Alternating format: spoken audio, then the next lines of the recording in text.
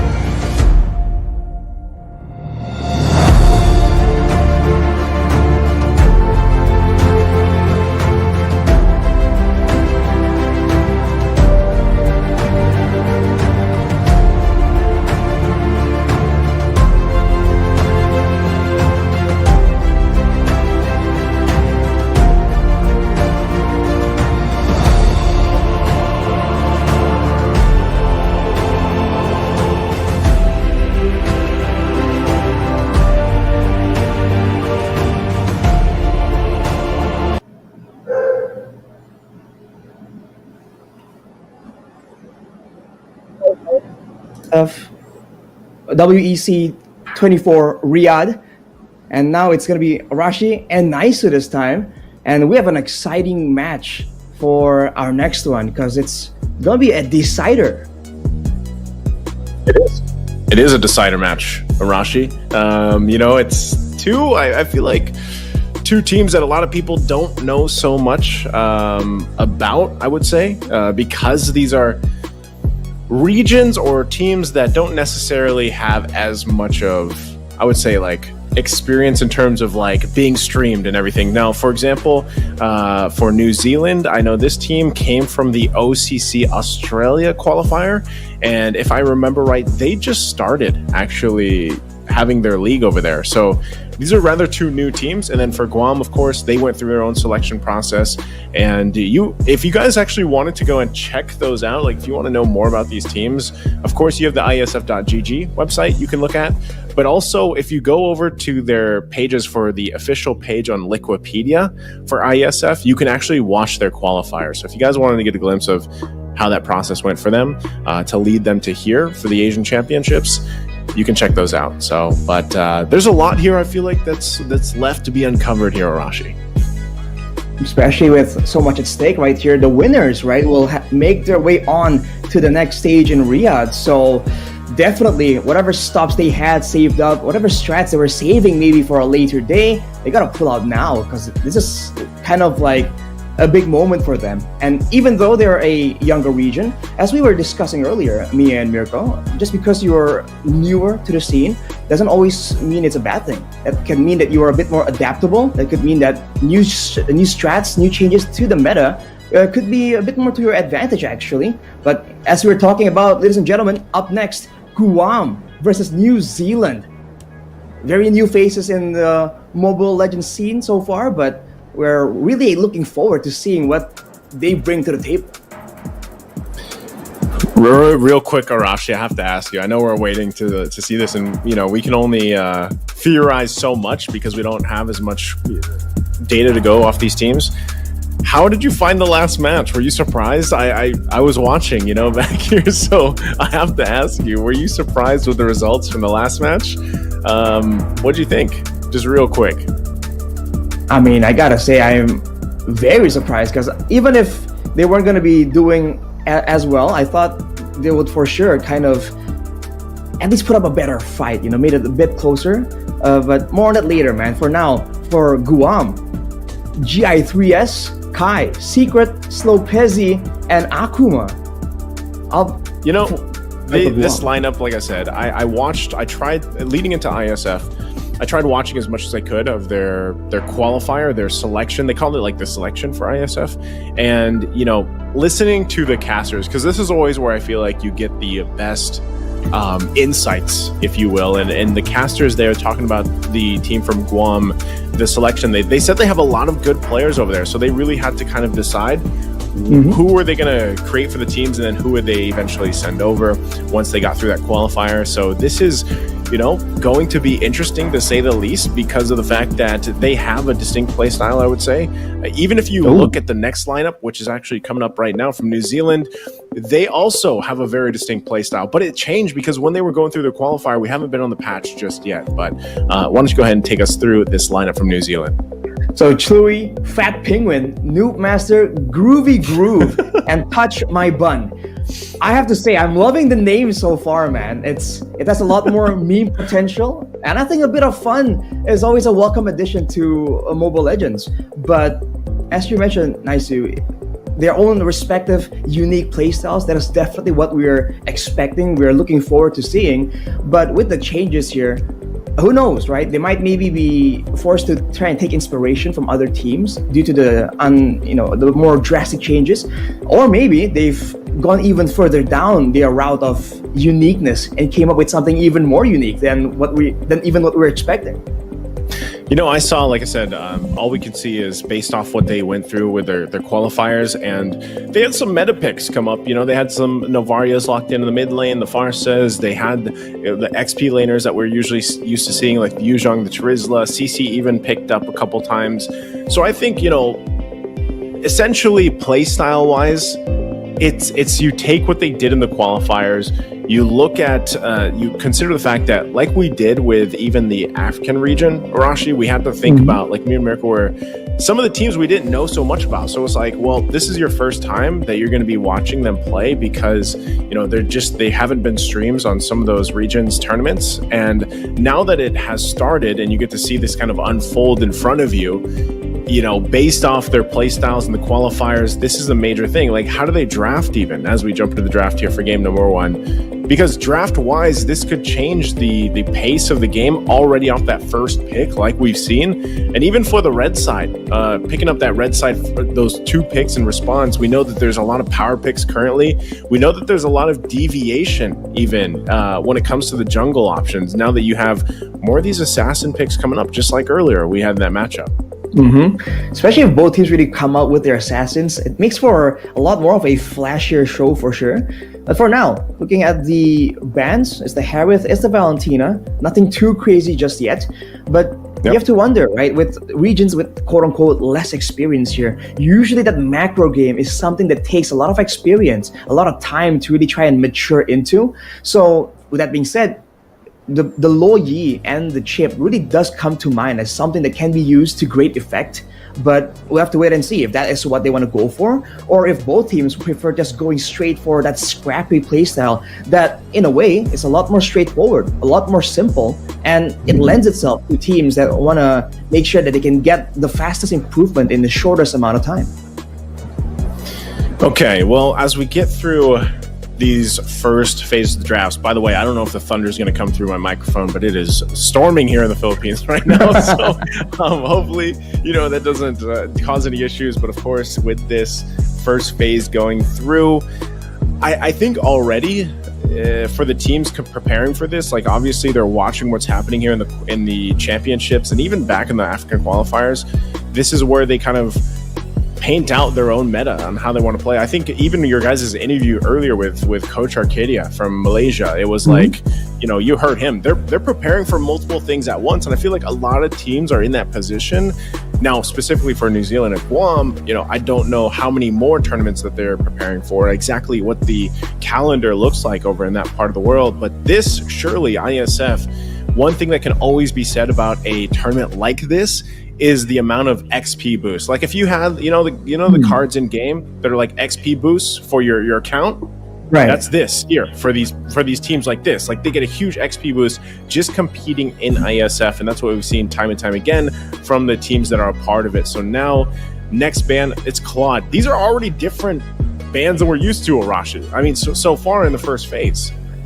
I mean, the Faramis technically we've seen banned out, but very situationally. The Claude is a bit more of a surprise.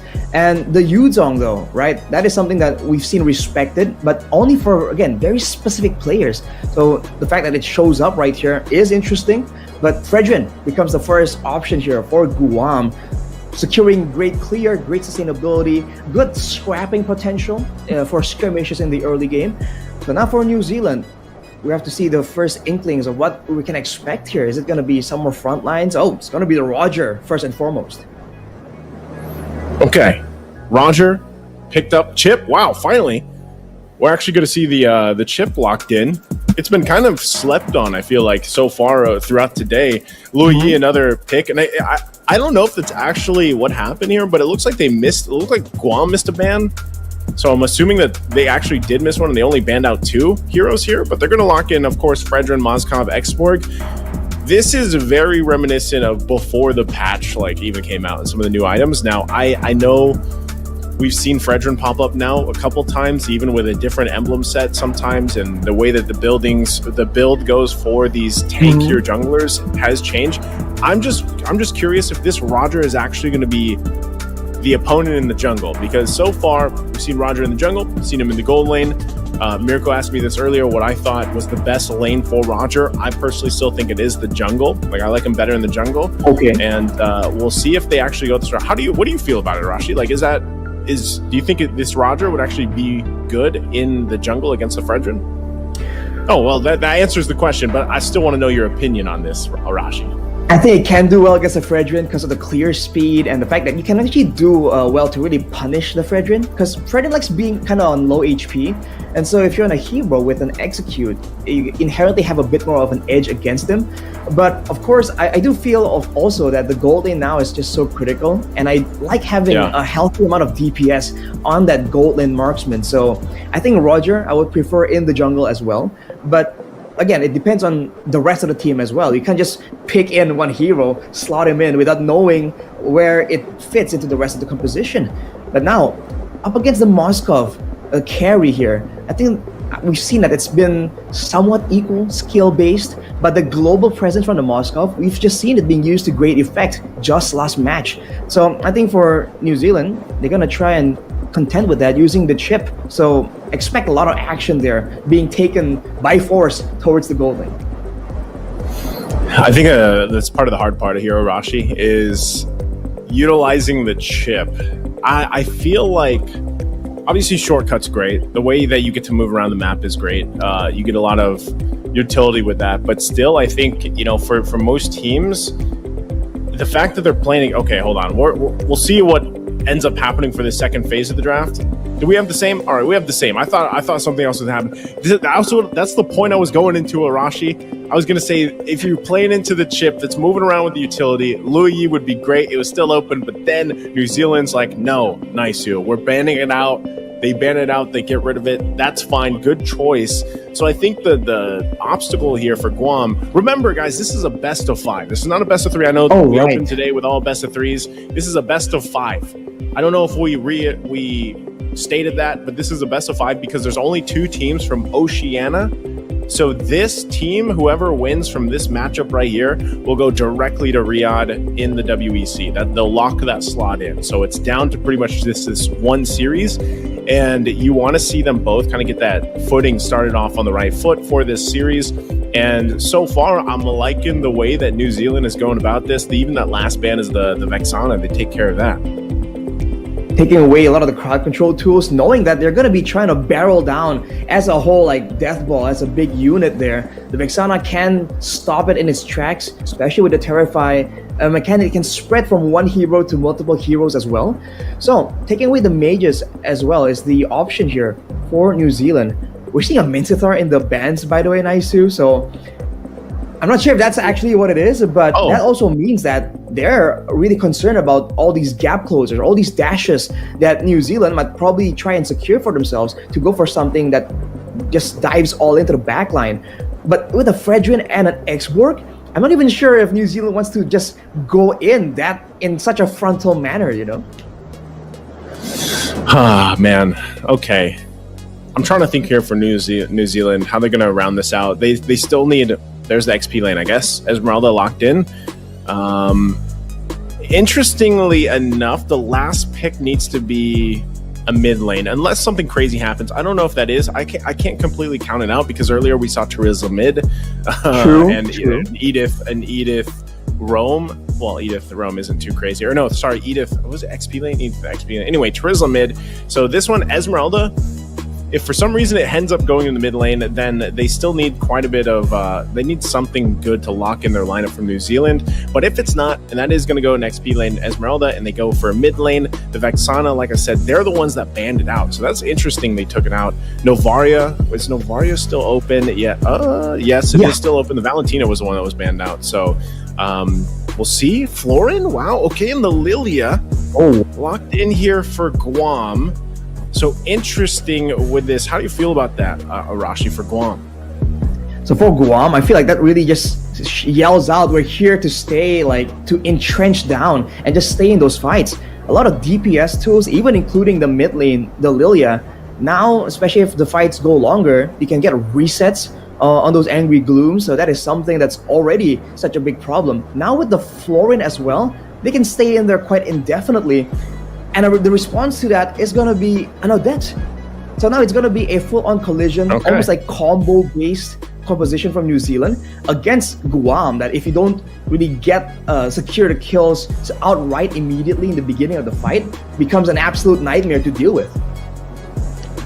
Okay, Odette, I'm liking the Odette being locked in here because the biggest threat I see from this is obviously utilizing the chip. You shortcut in, boom, here's the whole team fight. Or even if it's just an Odette, you actually don't need to send everybody. But if the Odette goes through, Swan Songs into the Guam here as a whole, that's something you really have to respond to and deal with. So I think scaling wise though, one thing that they really have to deal with is the healing throughput from a Florin. Like, we know that she's probably, I don't know actually if she has more throughput now healing than Estes, but I'm pretty sure it's pretty high, especially the fact that she gets some like true healing through that. But this, I think, is the biggest thing that New Zealand wants to answer. And we know there's so many items now that can deal with the healing here, Arashi. But let's go ahead and jump into the game.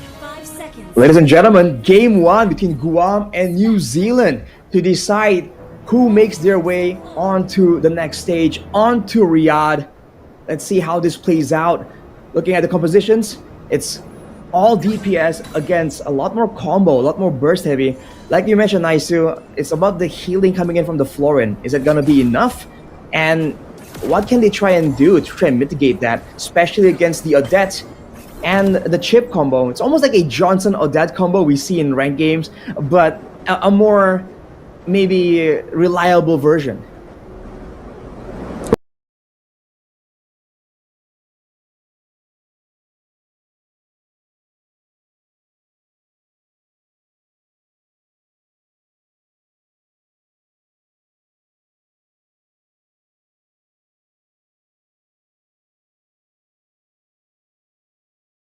Reliable version, the Johnson Odette combo. We'll see if that actually plays.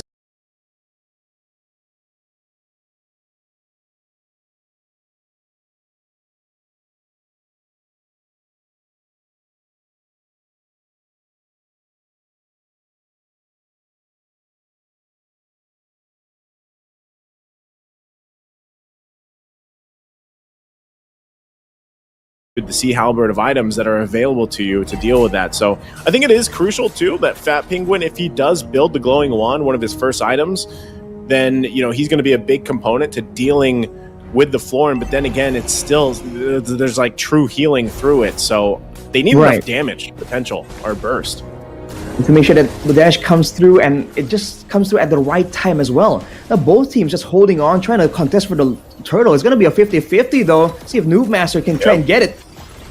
Wow, Slow Bezzy goes in and gets it, and now they're going to be in trouble a little bit longer. Groovy Groove will fall the first blood. Spirit Destruction already used. There's the last Insanity. Double kill for Secret already. Starting the pace here from Guam, and with that, they'll go ahead and take the resources as well. They took the objective, and now the resources, the buff here from New Zealand. Not sure if Chole can do anything about this. Also takes a bunch of damage himself. Holds it down, flickers in. Chole goes in, gets the kill on Zen. So now at least New Zealand on the board here. But they lost a purple buff, and they didn't really get the same kind of presence, the same kind of prio they wanted for the neutral objective. They were able to secure it, but considering that they had a fighter in the jungle that should be a bit more sustainable, they were kind of going all in right there, and they weren't really getting the same kind of snowball that you would expect from Noob Master, because he did go for the killing spree in his emblem setup. He's definitely expecting to be going in immediately, securing those kills, trying to snowball as hard as possible. But seeing how those fights played out, especially with Secret just outputting the damage so reliably with that AoE, I think it's going to be something that they have to be a bit more careful with. They're going to have to be kind of calculated with it. I think this is already a good start though for Guam, especially the fact that they have a Lilia. You get that double kill, that early start. I think he just picked up the Enchanted Talisman too, so already locking in that first item. It's going to help them out in some of these early skirmishes already, and that's something you can always rely on. Once again, is having a floor in here. Anytime you draft up, oh wow, Fat Penguin. As I was just talking about, the Lilia gets a kill off cam, and now going to fight in the mid lane once again. The damage potential is already there. And extending the team fight with a healing, and Groovy Groove has to get out. He'll be fine. Kai picks up the Corrosive Scythe here, and now with all that, next turtle is going to spawn up. That's a nasty composition from Guam, man. The X-Borg and the Lilia just outputting damage so regularly, so intensely. It's almost like they're replacing the DPS. I mean, Kai wasn't even part of that fight just yet, and you can see how difficult it was for New Zealand to stay in the picture. Now Groovy Groove getting jumped on, but the turtle might fall to the hands of Guam. Yeah. Oh, yeah. Swap as he gets it once again. Spirit Destruction into the fight. Now they're going to battle it out once there. Fat Penguin goes down first, and now multiple members just getting wiped out here from Guam. They're going to force Touch My Bun out of there. So New Zealand not able to get anything. Not the turtle, not any kills either. And this is the power also. Just think about it, the focusing mark with this lineup from Guam, making Secret even that more deadly, landing those blooms time and time again. Yeah, the focusing mark definitely played a role, but New Zealand clumping up together right there. The last insanity from Zukato Zen just immediately demolishes everyone who are trying to really stand their ground and match up against Guam. If New Zealand wants to go for something like that, they have to wait a bit longer for their members to secure the first kill at least reliably. Because with a carry, with a Roger, there is a chance that they can burst down the first member, the main front line, before the fight even begins. But therein lies the problem, right? The X-Borg now going in on Shloi. Last and standing going to use again. New Master was the first one to go down and still going to find it out. There's shields being taken as well. Groovy Groove could be in trouble. Pops the Vengeance will go down anyway and still try to hold it together. But again, they lose 3 bodies. Fat Penguin not going to be able to use that Swan Swung the way that he wanted to. And it's another kill. New Zealand loses this fight quickly in the bottom lane. That's unfortunate, man. We were talking about the global presence coming in from this chip, but Guam doesn't care at all. They're gonna overwhelm you, pull you into their pace, pull you into their fights, and you're seeing that Groovy Groove wants to try and make opportunities happen for his team, but he's not allowed to do so. On the other side, Touch My Bun is able to actually get a turret in exchange, so small victories, but overall, the same underlying problem still persists for New Zealand. They can't match the damage output, and they can't really deal with all the AoE, and they're running out of options here to really force Guam to split apart. They can just stick together as 5, and New Zealand don't have ways to split push or don't have ways to crowd control to kind of break up the formations. Yeah, this is already a game in a situation where it's slipping out of the hands of New Zealand for game number 1 in this best of 5. And now they're going to set their sights here on the top side, working on that tier 1 turret. They've already got the other 2 in the mid and the bot. And they've got themselves nearly a 7,000 gold lead to go with it. So Guam now putting the pressure here on the top side. Not sure if New Zealand even wants to really do anything about it.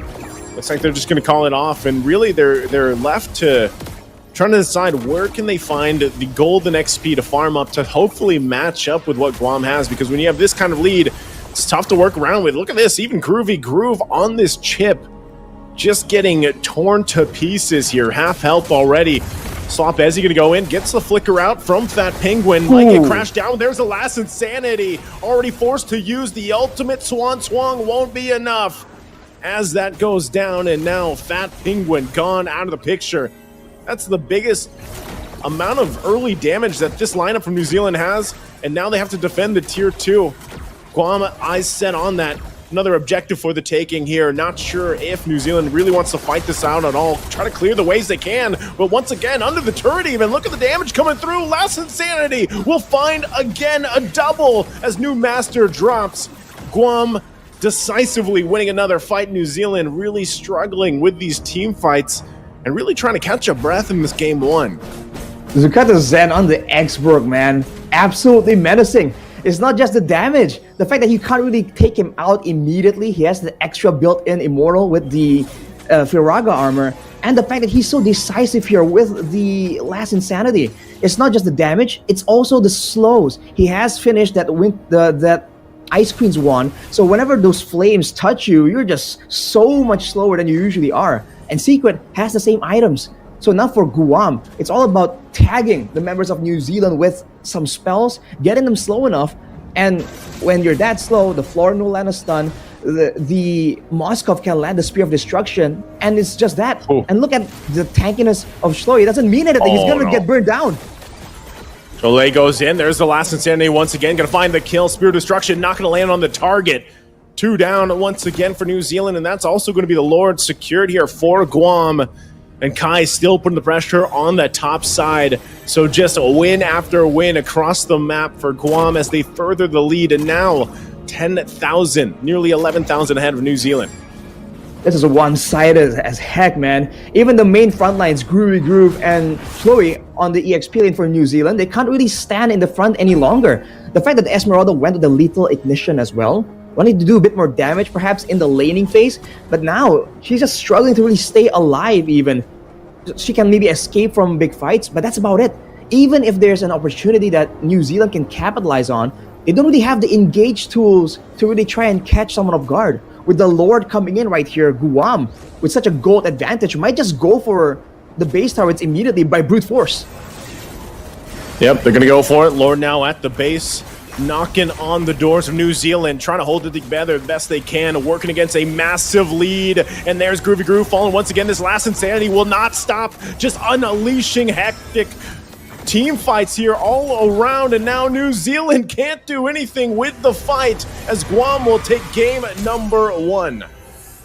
Wow, what a destruction coming out of Guam. We thought that this is the deciding match. Everyone has all the stops removed, but man, Guam was just pushing that aggression on another level. That was the first Lord they picked up, and they immediately just brute forced their way through the base turrets, through the 5 members of New Zealand to try to just immediately wrestle away game 1. They did not have permission, man. So just a little fun fact, that last team fight, they came in like a storm. My power flickered like a storm. So my power flickered. Oh my goodness, bro. Guam, coming in like a little storm, man. I did not expect this from Guam. That just came out of nowhere. We thought that there were some more plans here, some more calculations on how they want to approach the fights. But it turns out for Guam, it's just non-stop fighting again and again. They did not have, by the way, a big team fight engage tool. They did not have like an iron hook from a Franco, a big penalty zone. They just kept moving forward. Their main engage tool is Zukato Zen just going in aggressively, slowing everyone down and just bursting you down outright. And even when New Zealand saw a chance, the counter was just too much. And the healing, Naisu, you've been highlighting it since the beginning of the game. But man, this Florin was just untargetable with all this damage, all this utility spread out in the front. You know, as you look at the highlights here, I mean, it's mainly a Guam highlight reel. And it just, I don't know, it's one of those very one-sided games. And I think as for both of these teams, when you think about what do they have to, like, playstyle-wise, number one, Zukato Zen on this X-Borg was just deadly. Every single team fight that they had or initiation that they had really, it was so hard for New Zealand to play against the last Insanity. And you saw that, especially when he had the Ice Queen 1 locked in, it was just even tougher to get away from the initiations, and Secret starting things off with the double kill early on that he had, and just really well played from Guam. I mean, clearly this is a team that has synergy with each other. They have some experience, especially in their local scene, because it's very apparent here the way that they're playing. And I'm going to go back to what I heard from their casters, right? Where their casters were talking about for their Guam selection team, that there's a lot of good players over there. They even said themselves they're just not well known enough for the rest of the world to know them. And I guess, you know, this IESF platform is going to be the first time that a lot of people get to see some of these players. And if you're looking at this game, I mean, 10.5 minutes in, and yes, it's against another Oceania team. It's New Zealand. They're rather new themselves, but it looks like Guam, for some reason, is just further ahead in terms of like the experience, or even in this lineup, the skills that they showed here. Player of the match, the MVP here is going to be Secret on that Lilia. 6-0 and 12 on the Lilia, securing the double kill, and from there just running with it, man. Going in aggressive, knowing that he has the black shoes. I mean, it's so unfortunate for New Zealand that their whole composition is all about going in, clumping together for those big fights, maybe relying on the Swan Song as a bit of a zoning tool. But turns out whenever he's in position with the Swan Song, just trying to output damage, he just eats a ton of damage from both the X-Borg and the Lilia. And it's not just the damage, it's also the utility. Back then, the Lilia with the Ice Queen's 1 and the Glowing 1 was already such a menace. Now with the healing reduction built into the Glowing 1 as well, that was just such a difficult time for New Zealand, because they have an Esmeralda, they have an Odette, and those shieldings, right, gets reduced buy the glowing one as well. So even if they're banking on having extra bits of tankiness, it's almost like the core items for the heroes for the side of Guam just countered that already all the way from the beginning. So when it comes to 5v5s, there was no option. When it comes to macro plays, I don't think we've seen a game in a while now where the chip was that sparsely using the shortcut, man, because he wasn't allowed. He was denied completely. Yeah, I was going to say, back to the draft, I was thinking, man, it would have almost made sense if they had the low E. It was banned out to deal with the chip, but you play like this, Arashi, you don't need it. You just counter the chip just like that, because every time you would almost be second guessing for Groovy Groove to drop the shortcut, because just the amount of the foot that they started on for Guam was already giving them that lead. And then if you're going to drop the shortcut and you're going to bring your team into a out-itemed lineup, especially with this, and you don't want to drop the shortcut down. You don't want to bring your team to that. And so I feel like they really struggled on actually utilizing Groovy Groove here because of the chip, and not really winning those early fights caused the snowball to just get out of control. So what we're seeing so far from IESF is some of these games going 10.5 minutes or 10 to 13 minutes and being a pretty one-sided game, or sometimes even some of those 13 to 15 minute games are very close. But this is one of those instances where just Guam came out swinging from the get-go. They got a lot of this gold built up. Again, Secret MVP was the one that really started things on this Lilia pick, but I think there was just so many things that were difficult for New Zealand to deal with, because aside from just being bursted down so quickly or slowed to death from the last Insanity, they had no answer for the heals, for the Florent. Right. I mean, they never got in a position for that, because we're talking about a gold lane especially that takes some time to build up. And this is Carrie. She has a very low range. So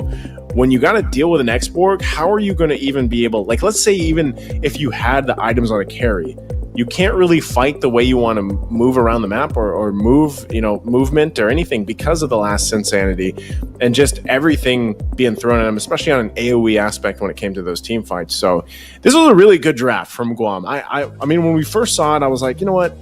Yeah, this can work. Great to see the Florin pop up, because we don't really see Florins or the Estes. We saw a little bit of Rafaela pop up through ISF so far, but overall, this was an interesting lineup that they brought for game number 1. And for New Zealand, while we wait for the draft here, there's still a lot that they can do, that they can adjust from. It is a best of 5. That was only game number 1. So maybe this was their, let's kind of get settled in type of game. It was a quick one. It was 10.5 minutes, but maybe the game 2 will be different for them.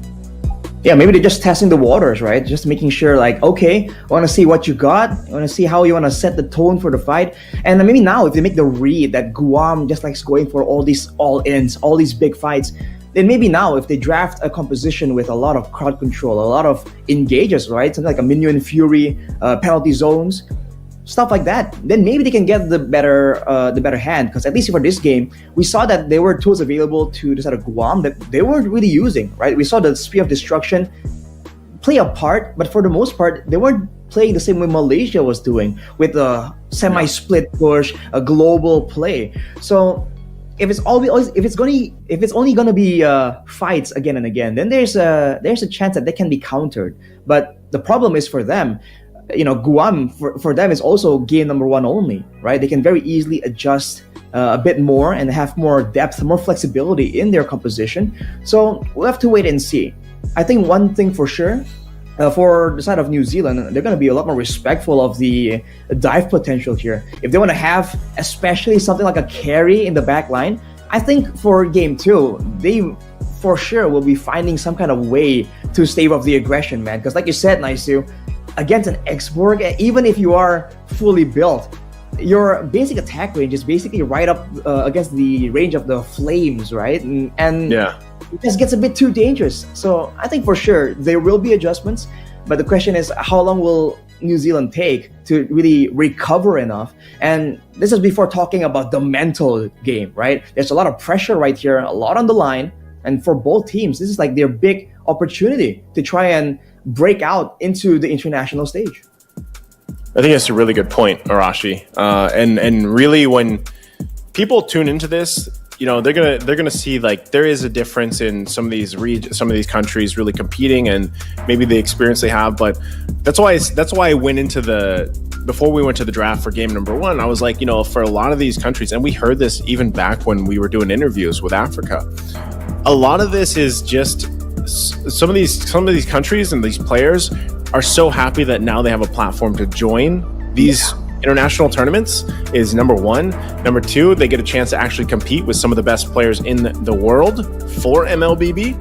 And all that does is, obviously gives them the experience, gives them that opportunity to make a name for themselves in some way or another. Because think about the actual possibilities of, having these platforms like IESF, where you might be in a region that isn't as developed, say for example, a country like Malaysia, Indonesia, Philippines.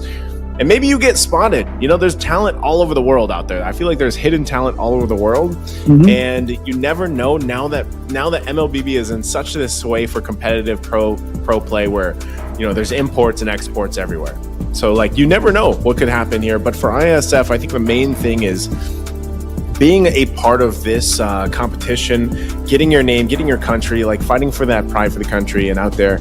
And then I think too, at the same time, if they can qualify, you already said this, like the stakes here are pretty high for this best of 5 in comparison to what we saw earlier today with the first 2 matches with Cambodia and Myanmar, and then Malaysia and Indonesia. Like they're in their group stage, like they're going through the round robin for this. Right. The deciding match. And then if they even get to whichever of these teams, whether it's Guam, whether it's New Zealand, if they get to the WEC, that is a whole nother experience for these players, because now you're in an offline event, which is probably some of their first time being in an offline MLBB event, battling it out with some of the best out there, of course. So that's something that they can look forward to, whichever team does win this. But I got to specifically say, the way that Guam played, there has to be some like major changes, I would say, with New Zealand, because there wasn't much showing from game 1. I feel like that's, and I'm almost just gonna say, they're rather new, so like there wasn't enough data to collect off them. Like I don't want to count New Zealand out at all.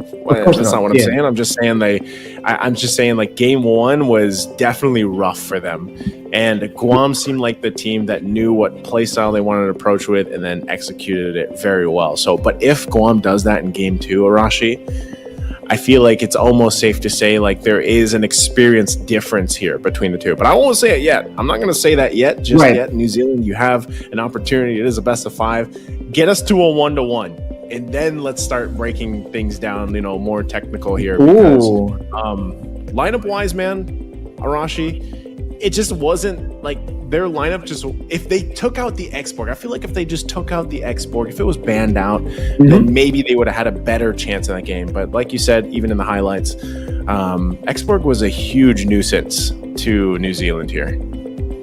For sure.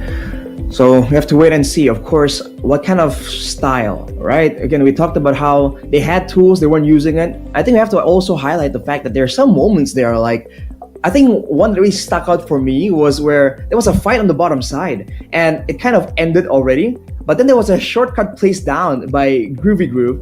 In fact, Penguin came in like later to try and save it, Moments like that are small, but they kind of build up, right? That kind of allows your opponents to snowball. So the communication, the shot calling from New Zealand can be kind of improved on as well. And that's just the way it is, right? The fact that you're up against teams from so far away that's not in your local region, this is like you said, Naisu, like the EXP boost. This is what it's allowing you to see, like, whoa, this is what teams are able to do, right? Why can't I do the exact same thing, improve even more to get that good? So I think for New Zealand, like you said, there'll be adjustments for sure, and there needs to be adjustments, but it's also a great chance for them to now recover a bit from this and then bring in something and show what New Zealand has got to offer, because we've seen that they want to be aggressive, right? We saw the killing spree on the jungle. That's a bold move. We haven't seen junglers carry a killing spree in a long, long time. So I hope we see something cooler, something amazing coming in from New Zealand. But of course, it all begins in the drafting phase.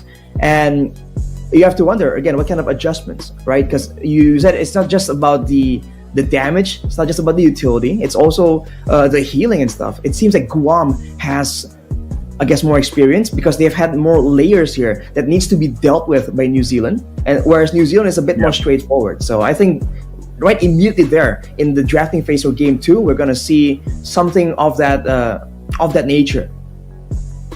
You know, number one, I just want to say a quick fact. It's done storming, so I think I've made it through the storm. You know, internet and electricity holding on together because I was so worried for you, Arashi, when I had to call Mirko back here. But I was also, while you were explaining that, you know, and kind of what New Zealand needs to do to change things up. Part of that is me thinking like, what did they play in their qualifiers during the OCC qualifiers to get them here? And so as I was looking at that, you had some changes. I mean, and probably some of this has to do with roles, it looks like, because me looking at this, I see, you know, Groovy Groove playing a different role. He was playing some Mincetar, even in the XP lane, and then you had Fat Penguin playing the roam. So I'm just wondering if they're still trying to figure out what fits the best for their style, because even Fat Penguin through the qualifiers in one of their games, which I believe was a sweep to get them here, he was playing like, you know, Angela, there was a Kaja, there was a lot of these roam picks that are still actually pretty good picks and valuable, and they could use. I mean, even Noob Master was actually the jungle during the qualifiers. So you know, that's why I had to go back and look, because, you know, of course we see this quite often where teams will change roles, or, you know, they'll even have some new members for ISF as they get ready for that and everything in comparison to what they compete with. But it looks like, now that I've looked this up a little bit closer, that yeah, even some of the roles were different here. So it makes me wonder, because we saw this in a couple different teams so far through the online games, where game 1 was a specific lineup or setting of roles and everything else, and then from game 2, like they switched it up. So that's something we might want to keep an eye on as we get to the draft here and for game 2 in just a second, is, are those the same players going to the same roles? Because maybe we just saw some different combination, you know, of that. But obviously they weren't running the lineup that got them qualified here to ISF. And by lineup, I mean roles. Like the roles were different. They were switched up. So we'll see if that happens, because so far, again, when I'm looking at it, you know, they had a very distinctive play style through their qualifiers. Here we are. We're jumping into the draft here for game number 2. You're going to have New Zealand on this blue side, and you're going to have Guam on the red. So right off the bat, Arashi, 100% agree with the first man. Get that export out of here, says New Zealand. Yeah, they don't want the smoke, literally, right? The fire is just too much to deal with.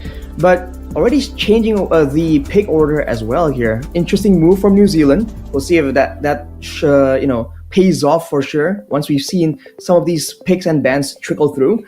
But you also mentioned earlier, nicely, the Mincetar, right? That was something that New Zealand actually put to good use. Well, hey, Guam banned it away in game 1, and I was quite curious about that, right? Like, okay, is this something that's great in their region? But I guess they're having they did the research on their own here, showing again that they're taking this match very seriously. They've done their research. They have an idea, at least, of what to expect. And looking at the bans right here, Fredrin on top of the X-Borg, considering the amount of, you know, DPS slows coming in from the side of Guam, that Fredrin actually played a role as a bit of an engage tool, right? And, you know, part of why New Zealand can't really approach the neutral objective fights properly was also due to that, you know, quote-unquote Fredrin advantage with the healing, with the damage. So not the, you know, pretty good ban for the side of New Zealand, but we'll have to see what exactly do they want to pick and what do they want to force onto the side of Guam. Good, good observation, because I think part of this too, if you really want to deal with Guam, they could ban what they win against in the previous game, which it looks like they're going that route. I don't think they ban a Roger here. Roger wasn't, you know, Faramis is going to be banned out. But like Roger, I don't know. I'm just going to say, I hope it's not first pick priority for New Zealand. I think there's a lot more quality heroes that they could draft with the first pick. Guam, we're going to wait for the last ban. But this happened last time too. Like, I don't think this is a missed ban for our viewers out there. I think we're just waiting to see what that first ban was. It is the Valentina is all we see right now coming out from Guam. But so far, it's New Zealand. I think it's more so of, where are they going to go role-wise, and then what do they want to jungle with? Because I feel like that's part of the equation here, solving the equation is having a good jungle rotation early on, because Guam started off strong and fast, man. And that's one thing that was apparent with their playstyle. So there's the Yuzhong banned out. Let's see what this first pick's going to be. Okay, it wasn't. They still went with a mid-star. Right. Okay, it is a mid-star. So that's actually a respect ban from Guam towards New Zealand. So like you said, obviously they know what they did their homework here. Mid-star is banned out. Yuzhong as well. So again, kind of really trying to decide what is that first pick going to be. I'd love to see a jungle picked up. Fredrin's banned out. Not sure exactly if they want to take the Lui Yi chip. I wouldn't take Harith, I guess. Harith? Do you feel good about this first pick for the Harith? It was nerfed, and after the nerf, we saw that the win rate dropped from the 100% pick or ban rate, at least in our region in Indonesia. So I think it's still very good, though. There's still some options, especially with the changes to some of the items. I think there's potential for the Harith for sure. It's still one of the stronger gold laners, but you have to remember, it depends on how you play it, right? And if Guam can find ways to kind of make it an uneven fight through rotations, through ganks, and go and play that macro style. I mean, the Moskov is something that's still available, and we've seen a lot of teams when they see this Harith, they recognize like, okay, this is a very strong lane bully with sustain, with poke and burst damage. We can just avoid those fights and go for this global plays. But Guam going for the Ruby and then the Esmeralda. We haven't seen a lot of Esmeralda since couple of seasons back, but especially in this for these two teams, I guess that Esmeralda, it seems to be something that they really enjoy. And I guess against the Harith, there is some value here to be found from that Esmeralda pick, but they've only shown one pick. I feel that Esmeralda pick came out a bit too fast. I think it was a good answer, I guess, for this. I mean, purely for the Harith. Like, that's all I'm thinking. Purely for the Harith. They lock it in. Florin, okay, so interesting that they will pick this up. New Zealand will pick this up, even with the Esmeralda coming up early on. Again, it was Esmeralda that was played by New Zealand previously in Game 1, and it did not work out the way that they wanted to. So Guam obviously picked this up to deal with some of the Harith at least. And, of course, now you have a Florin also picked up and locked in for New Zealand. So for Guam, it's really kind of dealing with that. And I would be surprised. I'm wondering if their jungler has a Baksha in his repertoire, because he could go ahead and pick up the Baksha. And we saw so far from Baksha's work with obviously he's got his passive to deal with, some of that healing and the shielding and whatnot. But we saw a lot of Bakshas actually pick up Glowing Wand too. So we're going to have to wait to see what the jungler is going to be here. But carry this time around from, I don't know, man. It's almost like Guam is just saying like, hey, we'll take some of the heroes you guys had in Game 2 or Game 1 and we'll bring it to Game 2. So, but this time around, I think a big part of this is the fact that they don't have to deal against playing into an export, because it was New Zealand that banned it out. The previous game, when it was New Zealand dealing with the export from Guam, that was a huge nuisance for them. So Guam is actually, I feel like, okay with this, with having the Esmeralda, having this carry, because they don't have to worry about that. And even then, Lui Yi is still slept on in the early phase. She gets banned out finally from Guam. Well, we're talking again about the early game being so critical, so important. And it does seem like, we saw earlier, Guam got that initial 2 kills, and then it just went, it's like a graph that just keeps going straight up from there.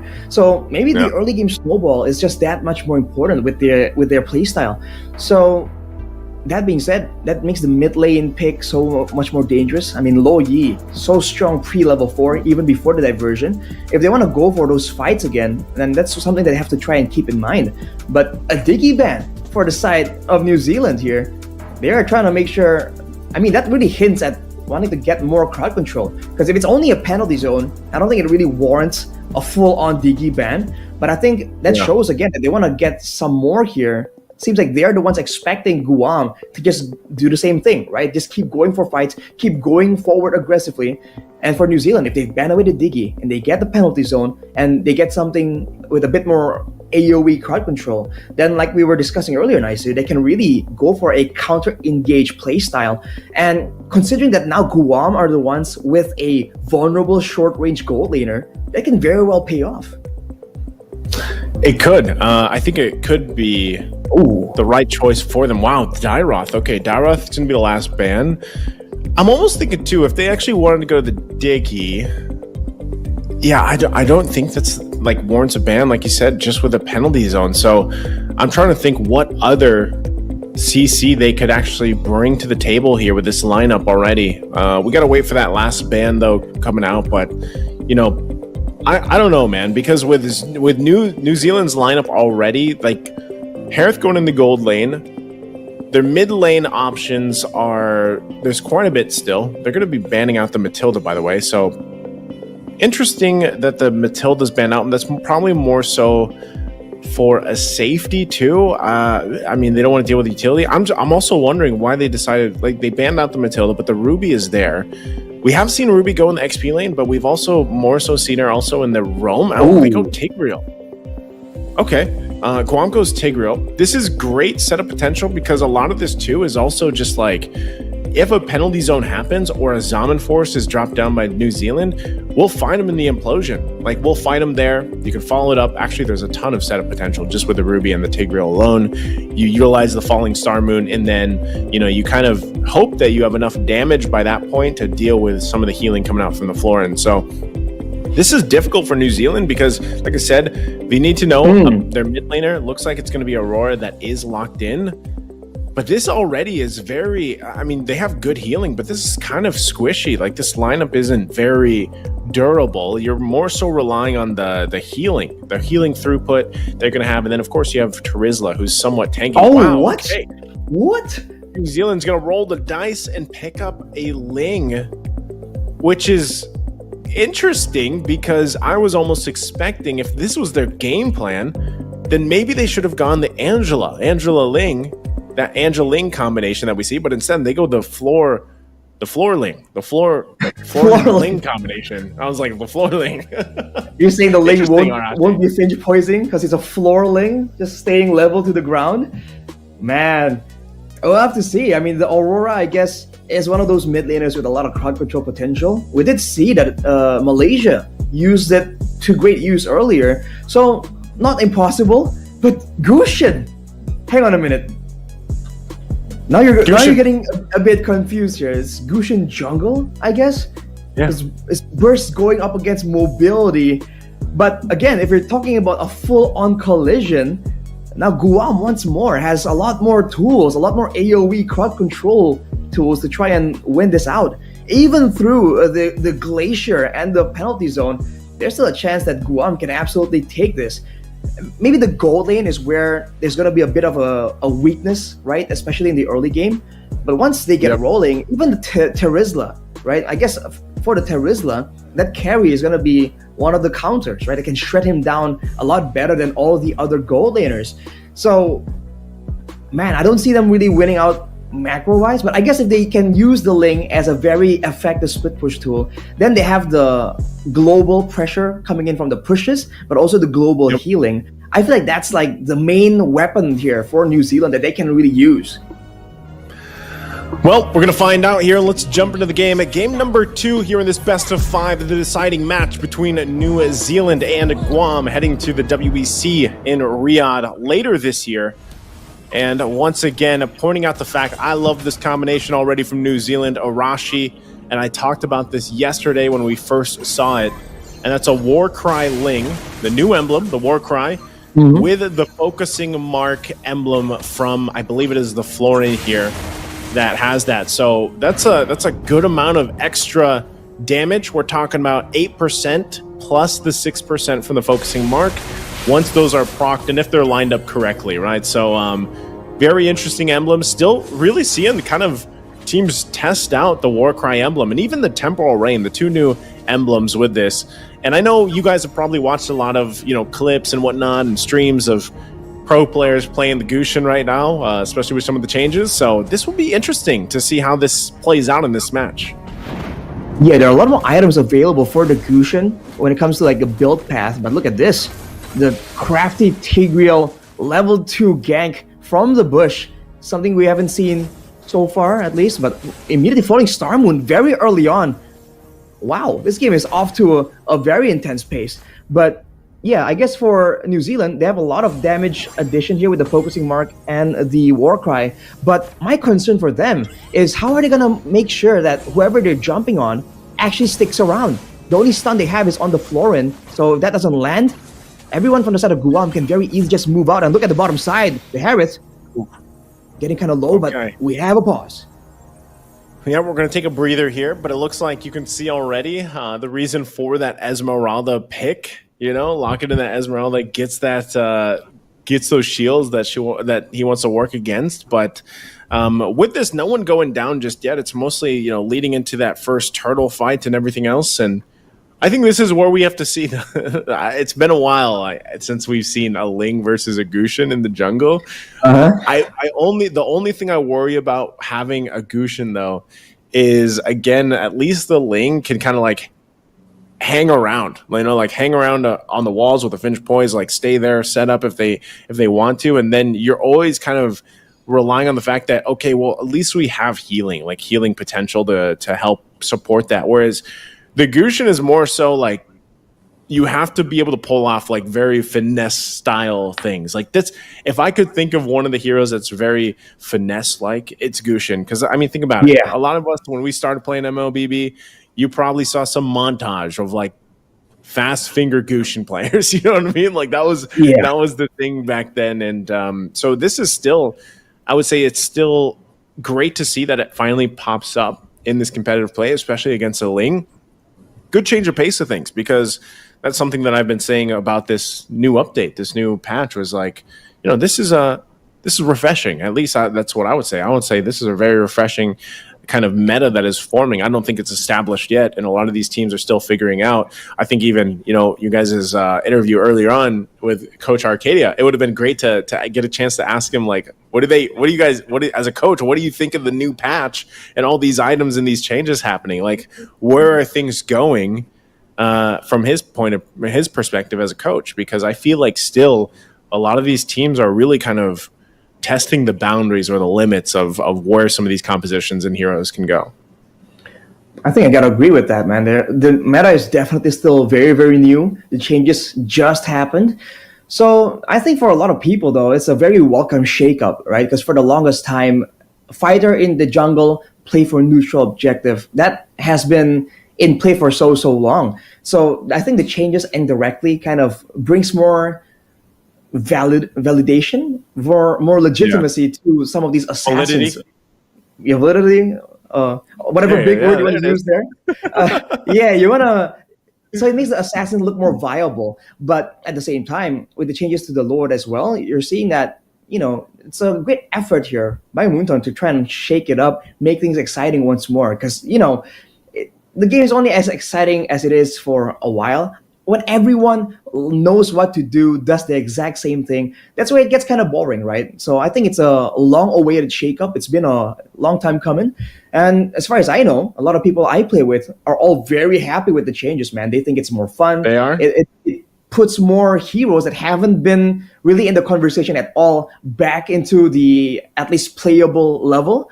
So I think it's great.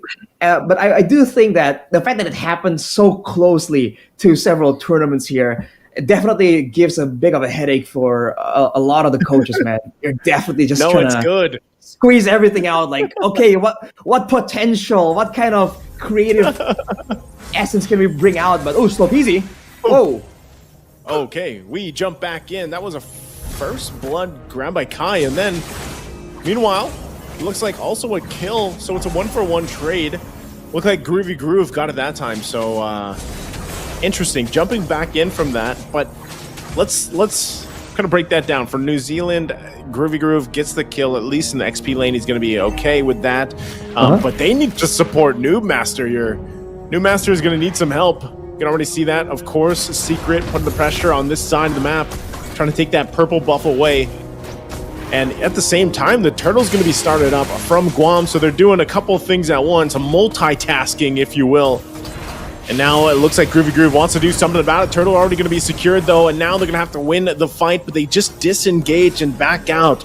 Slop Ezzy able to secure that, again, on this jungle Esmeralda. I mean, That's the thing, dude. Like the fact that you have Esmeralda in the jungle. I know I was mentioning earlier the Gushin versus Ling. I was just naturally in that mindset of Gushin in the jungle. But because it's in the mid from Secret, and that's the thing is like it's still impactful. It's a little bit different in terms of jungle or not, but it's something that we haven't seen. I only can think of one player that does pick Gushin in the mid lane, and that's over here in the Philippines, of course.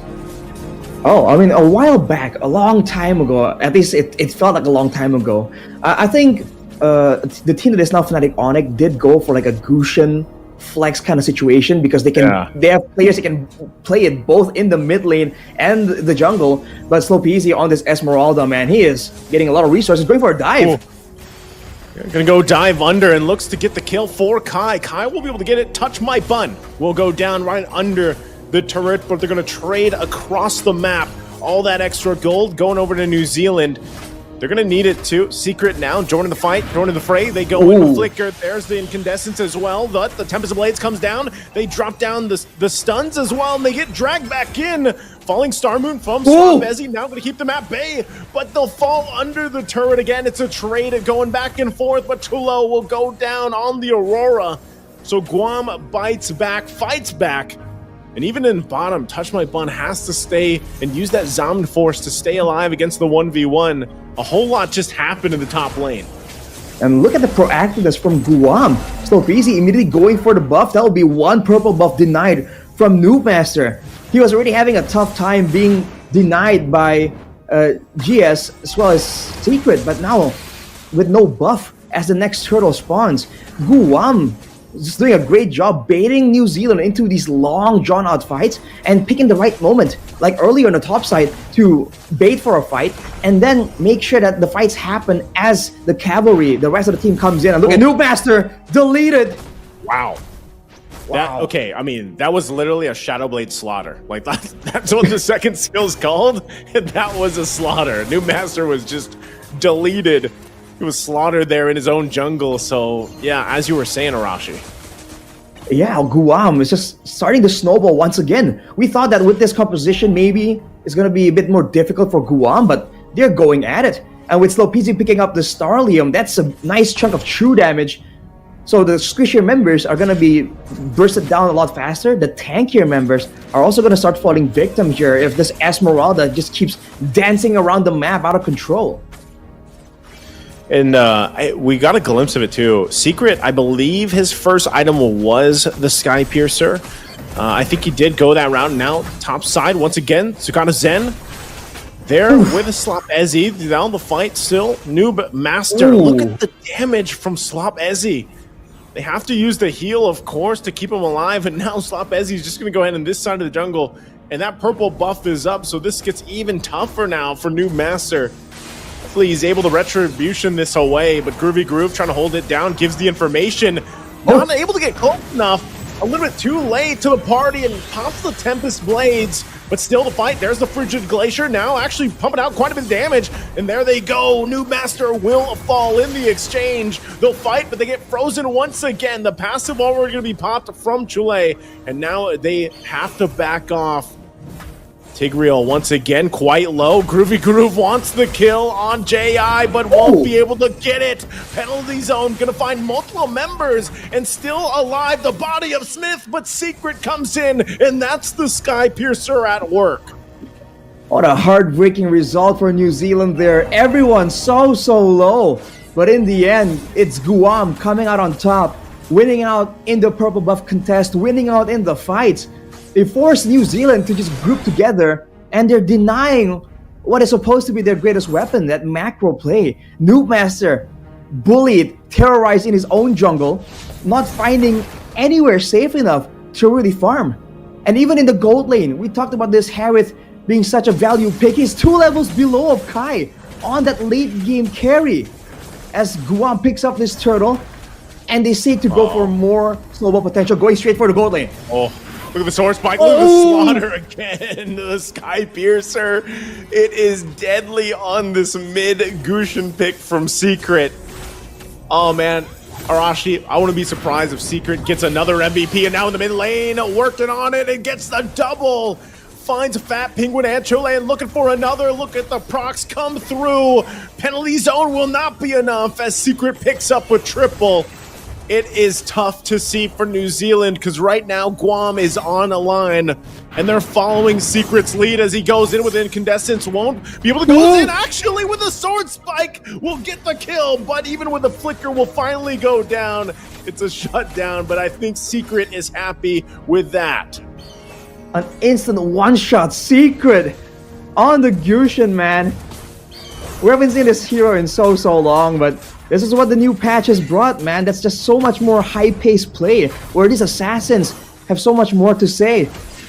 Already 8-1, how can they stop him? We talk about the lack of crowd control on the side of New Zealand. We're talking there about maybe the Esmeralda, but now, striking back. New Master?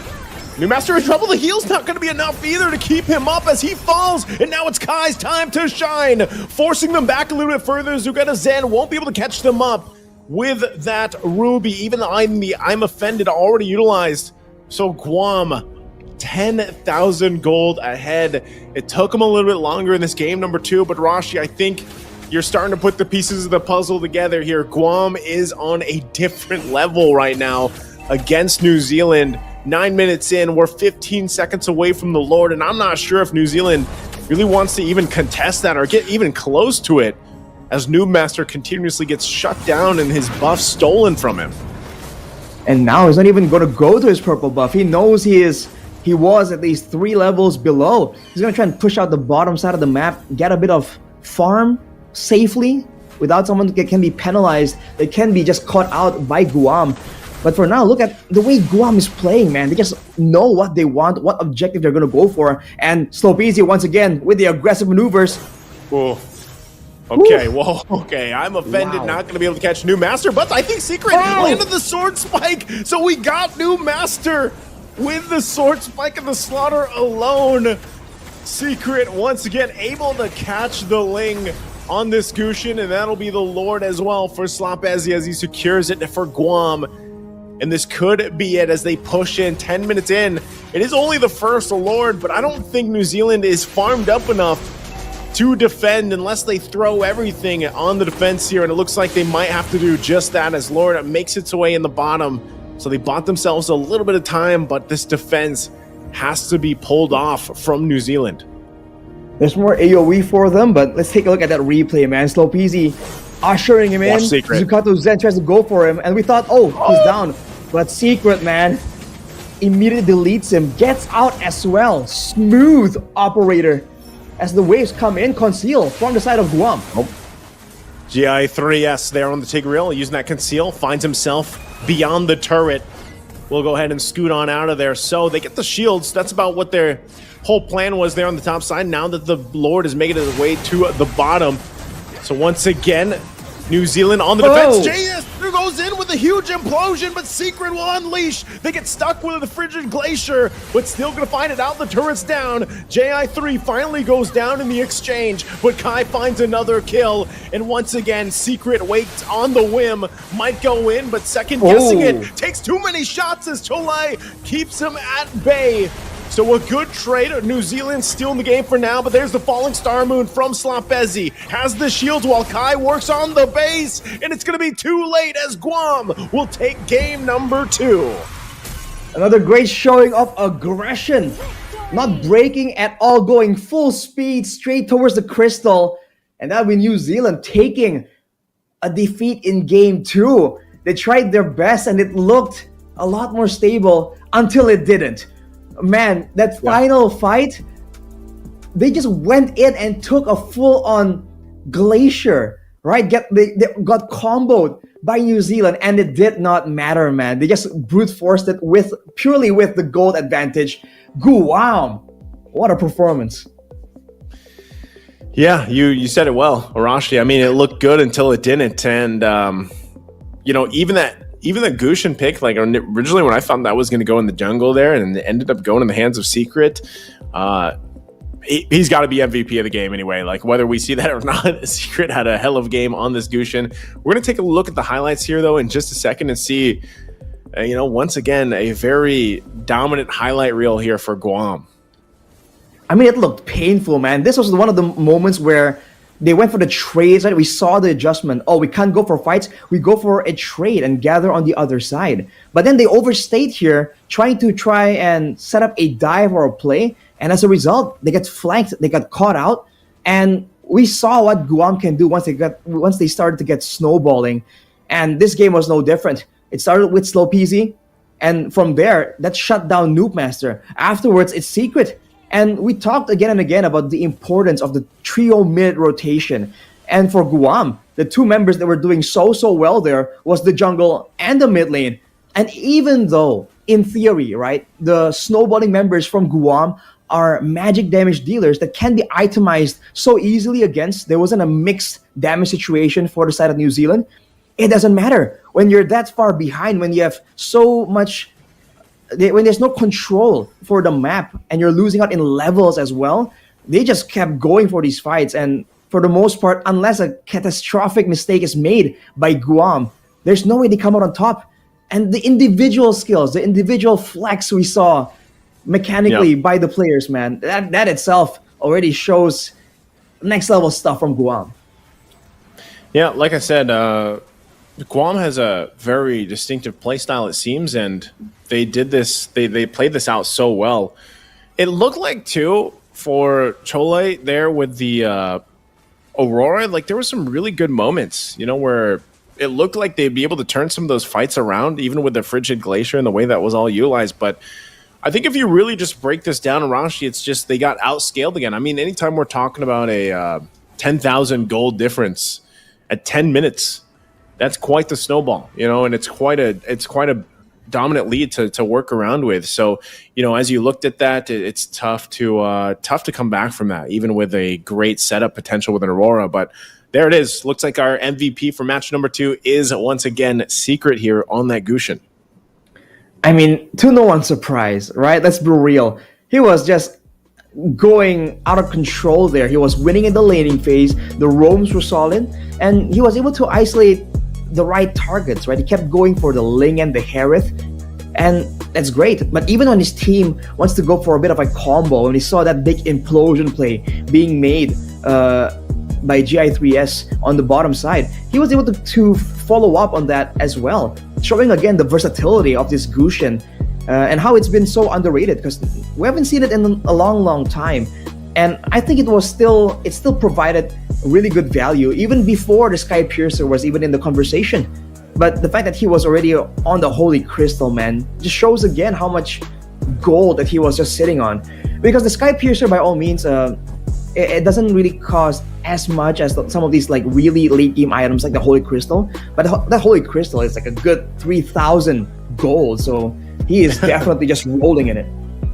Yeah, it's and even when Secret picked up the Sky Piercer, man, like he always had the, I feel like, ideal moments on this Gushin to really utilize that and pop off with that, and it showed here. And I think a part of this too is just the fact that with the lineup that they had drafted around this, it worked out so well because the combination of having an implosion, which we saw work towards the end of the game there, and actually a couple different times throughout it, but the implosion, the falling star moon, and then having a pick off where you can utilize the Ruby to get the Imafendins off is getting all of them clumped up together the best they can. Because remember, when that Terizla is locked in for the penalty zone, you know that they're going to want to fight there, because think about it, there's a penalty zone, there's a Templars of Blades, there's a Zaman Force. So what that game plan says from New Zealand is, we want to fight right here. Right. Now, that's the perfect example from Guam, is to be like, well, all right, if you actually want to fight us, then that's okay, because we'll just implosion, falling star moon into all of that. And then, I mean, anytime you think about it with a Gushin, everybody clumped up, and the burst potential that we saw with the Sky Piercer especially, it gives them the favor of fighting around the lineup that we saw from New Zealand.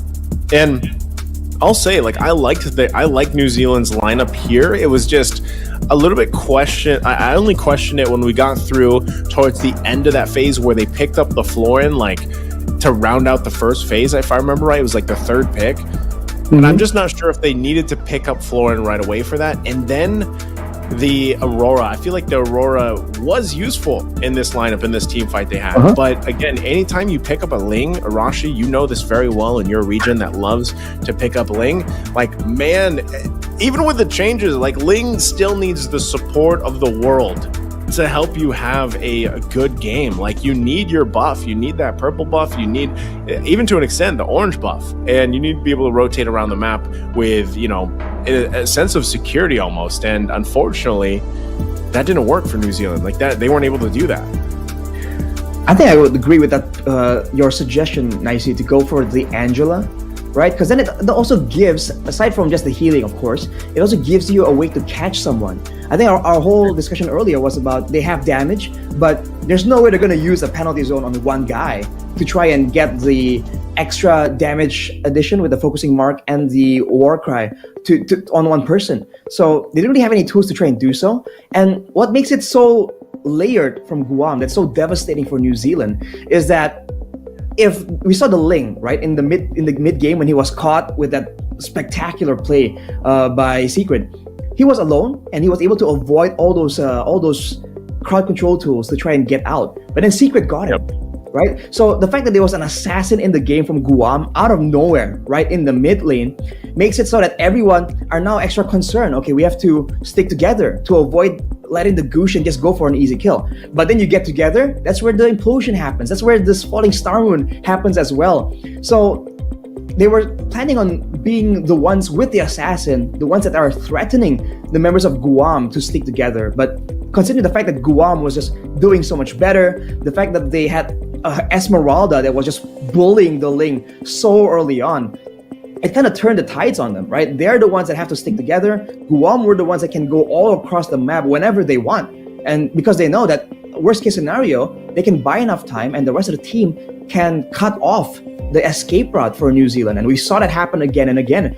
So it's just like, you know, when you're playing rock, paper, scissors and you're trying to predict what your opponent's going to do, it just seems like Guam has predicted multiple times, whereas New Zealand, they're still on like only the first one or two times, which is why the adaptations, the adjustments and movements in the game, it just seems a lot more calculated for Guam. It's like they've done the calculations and they know exactly in what situation, where should they put their focus on. And that just leads to great performances like we saw earlier. Even when they were comboed, they didn't seem to fluster and immediately go on the run.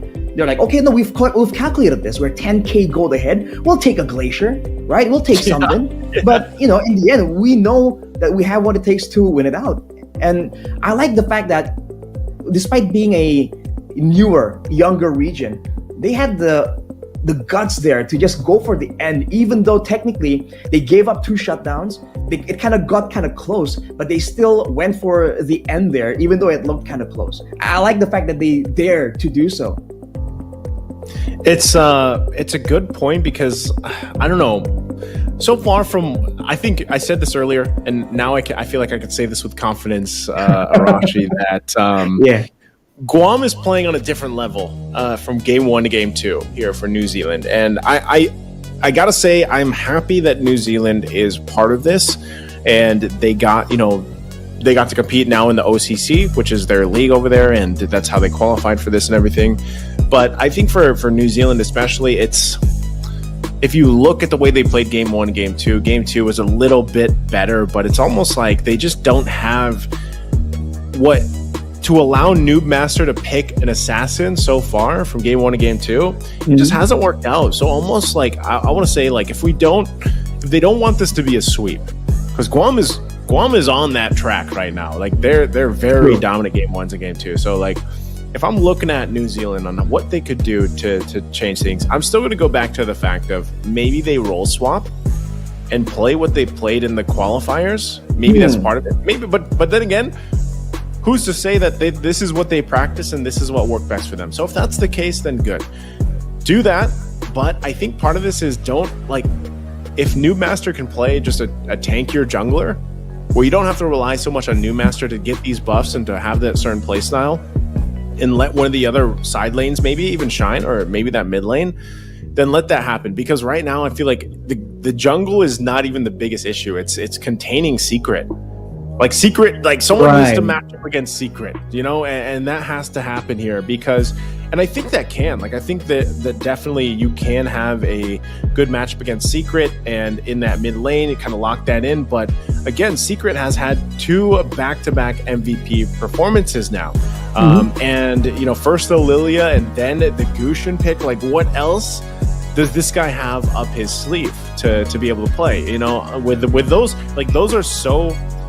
I mean, when someone pulls out a mid Gushin, like, you know, like, all right, this guy has mechanical skill. If he's going to play in the mid lane the way that Secret played that mid lane Gushin, you know he's got that mechanical skill. So what more can he bring to the mid lane? So I feel like for New Zealand, as we jump into the draft here for game number 3, lock in that mid lane. And it doesn't mean you have to win the lane. Like for, I believe it was Chalui that played it the last 2 games, like mid lane. Just go toe to toe, like stay alive, rotate well for whatever jungle. And that's why I'm going back to the point of give Noob Master a jungle where he doesn't have to rely on all these buffs. So you can just focus on farming up objectives, and then you let your mid lane, Chaloi, go with you, rotate with you as a 3-man, and hopefully get a snowball on your side, because we have not seen that yet, Arashi. We have not seen New Zealand have an advantage early on, and that's what they need. So establishing that is going to be really from the early point of the game with that mid to even jungle combination, or whatever roam they decide to go with. So first ban's still going to be that Respect Mincetor, by the way. Yeah, it must be that good in the hands of New Zealand for Guam to respect it so much. New Zealand, though, will be banning away the Harith, but yeah, I'm expecting them to take your advice nicely, right? They want to go aggressive. Then even if they want to go for an assassin in the jungle, I like the boldness to bring it out, but you need to know what allows that pick to thrive, right? If you go for an assassin in the jungle, but then you don't really win out in the roamer mid lane duel in the mid lane to try and secure earlier rotations to help your jungle out, then things get difficult, right?